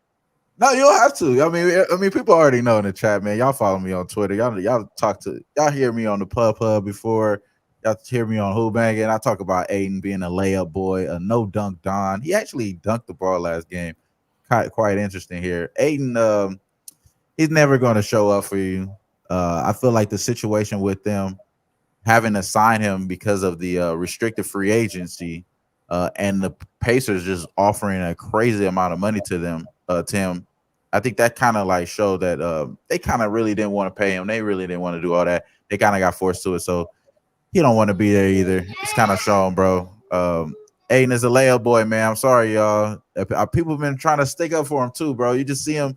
I can see the play over and over with Jokic getting all the putbacks and he just sitting in a damn out of bounds play, man. It's just ridiculous, man, what type of effort he's been able to do in the second round. So pack the Suns up based off of that, man. I don't think it had nothing to do with Chris Paul. I think it was a lot to do with him, and they don't have no bench. So give me the Nuggets, man. Especially with the matchup within the MVP with Jokic against Ayton, bro. Like you said, like what do we have? What else do we have to say about that? Everybody see it. Yeah, I don't know why I haven't already moved on the Nuggets. We're gonna have a similar situation tomorrow with the Warriors. So 98% of the cash is on the Nuggets today. But it's gonna be similar tomorrow. We don't have that listed what it is, but I already moved on the Warriors. I don't know why I guess I do know why, because when I think about the series, it's hard for me not to think that the Nuggets just didn't get any help in Game 4, but that will change at home. And we always talk about how at home the role players step up, where they sometimes struggle more to do that on the road. And even 6 is a fine number to get. Like if you cash your bet, the worst thing that can happen to me is, pushing. But I probably should have already moved on this. Wham on the Nuggets -5, -120. Kong's Clips is on Jokic, the Joker, a triple-double, and Denver to win. Mike M, the write it down, Peter, play today is Michael Porter Jr., double-double at +650. It is great having Ski in the chat. Ski, great to see you. So, Pistol, are you doing anything official here yourself. I'm just gonna root the hell out of the Nuggets for all you and for the double. I'm just gonna pass. I got an NBA play official already. I'm just gonna hold off on this one. Yeah, I get it. I get it. It's going to be a fun night of basketball. All these teams deserve to be playing right now, and these series are tied up at 2. I mean, it doesn't really get better than this. But I'm not on the Celtics. Let me just ask one last final question, Wam Bam. What about the Celtics? I know you're on the team total over, but why is there a difference in these two series where this is the one home team that you're not betting aside on with the Boston Celtics? I disagree with Jose. I think that when he was talking that breakdown with Harden, talking all that shit, I looked at his how many points for him to get 30. It was plus 246. I really was liking that, bro. I'm not gonna lie. I literally looked at it. I was like, how much money will I make with this? I ain't gonna lie. So I think that's the reason why I'm not on the side there, because I think that Harden, they figured the formula out, man. They don't have that many assets there. You can't really rely on McDaniels like you thought. He has to be the shooter, bro. You know what I'm saying? It ain't Niang. It ain't fucking you know what I mean? It ain't really Max. It got to be Harden. So I think he has to go crazy today again for them to be competitive. I love it. Wham, thank you for taking the time to run with Pete and I on Tuesdays. We are both very thankful. Let's review all action. Wham Bam on the Celtics team total over 110.5. I'm on the first half and full game under. Loshak's on the Sixers first half plus 4.5 minus 105. I'm not going to take the Sixers team total under, and I don't like taking dogs team total under. And Troy says the difference is the market. I don't think it's that different. Celtics 52% of the tickets, 81% of the cash. If you focus on the public, like the legal American books, then you get a different line breakdown than if you focus on Pinnacle. But I wouldn't say it's too big of a difference personally here. But hearing Pete on the Sixers first half and Wham trusting or believing that Harden could step up here again.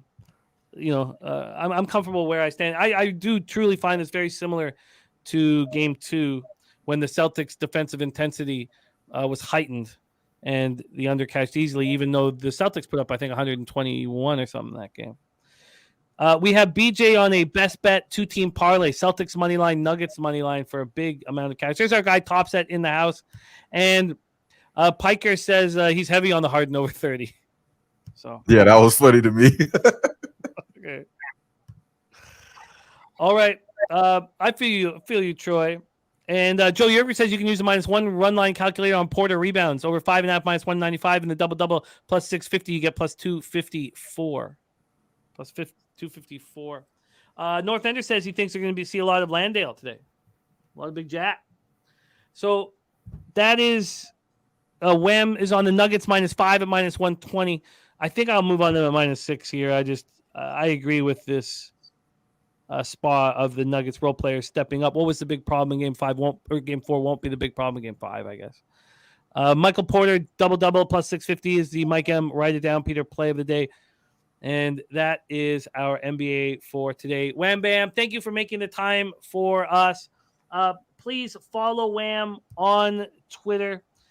He is such a fun follow at Trot Wham. Please follow him and support him here and over at Who Bangin' Sports Talk, where Wham rolls. What's next for you this week, Wham Bam?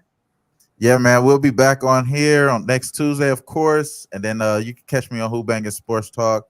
I'll be doing another show when the Lakers play against the Warriors. We'll see where I'm fitting in. I haven't made my bet like you yet, so I'm still kind of torn in between the two. So we'll see what happens there, but other than that, man, go Lakers. We're going to cash that series prop for sure that we gave out last Tuesday.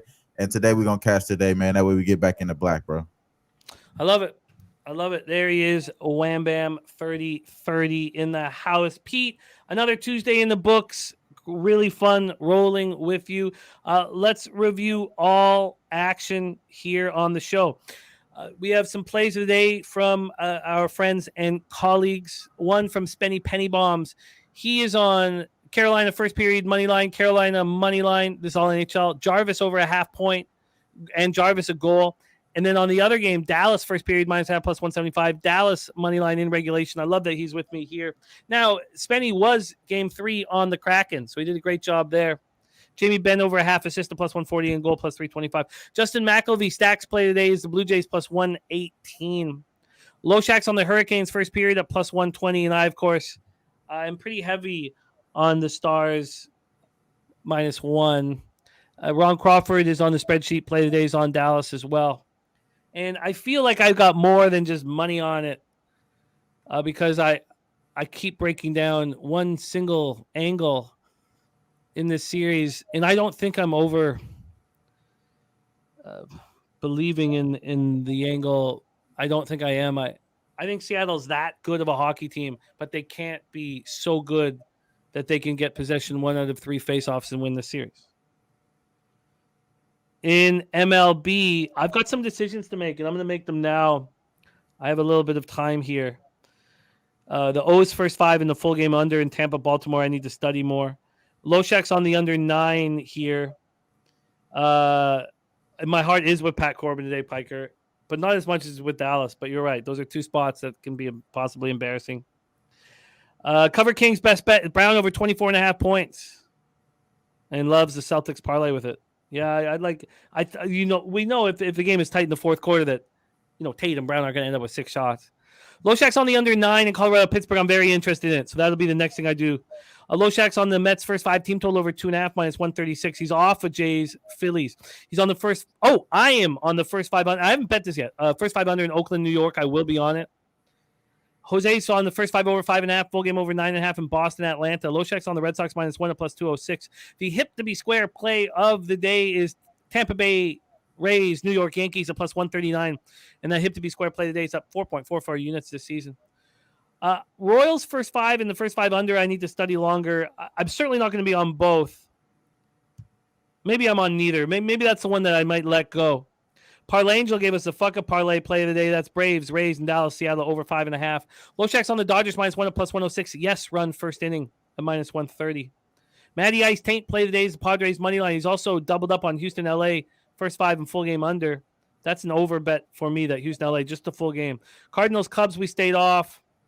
Spreadsheet play today is the Angels -1 at plus 109. Loshak's on the Diamondbacks at -109. We stayed off Texas, Seattle.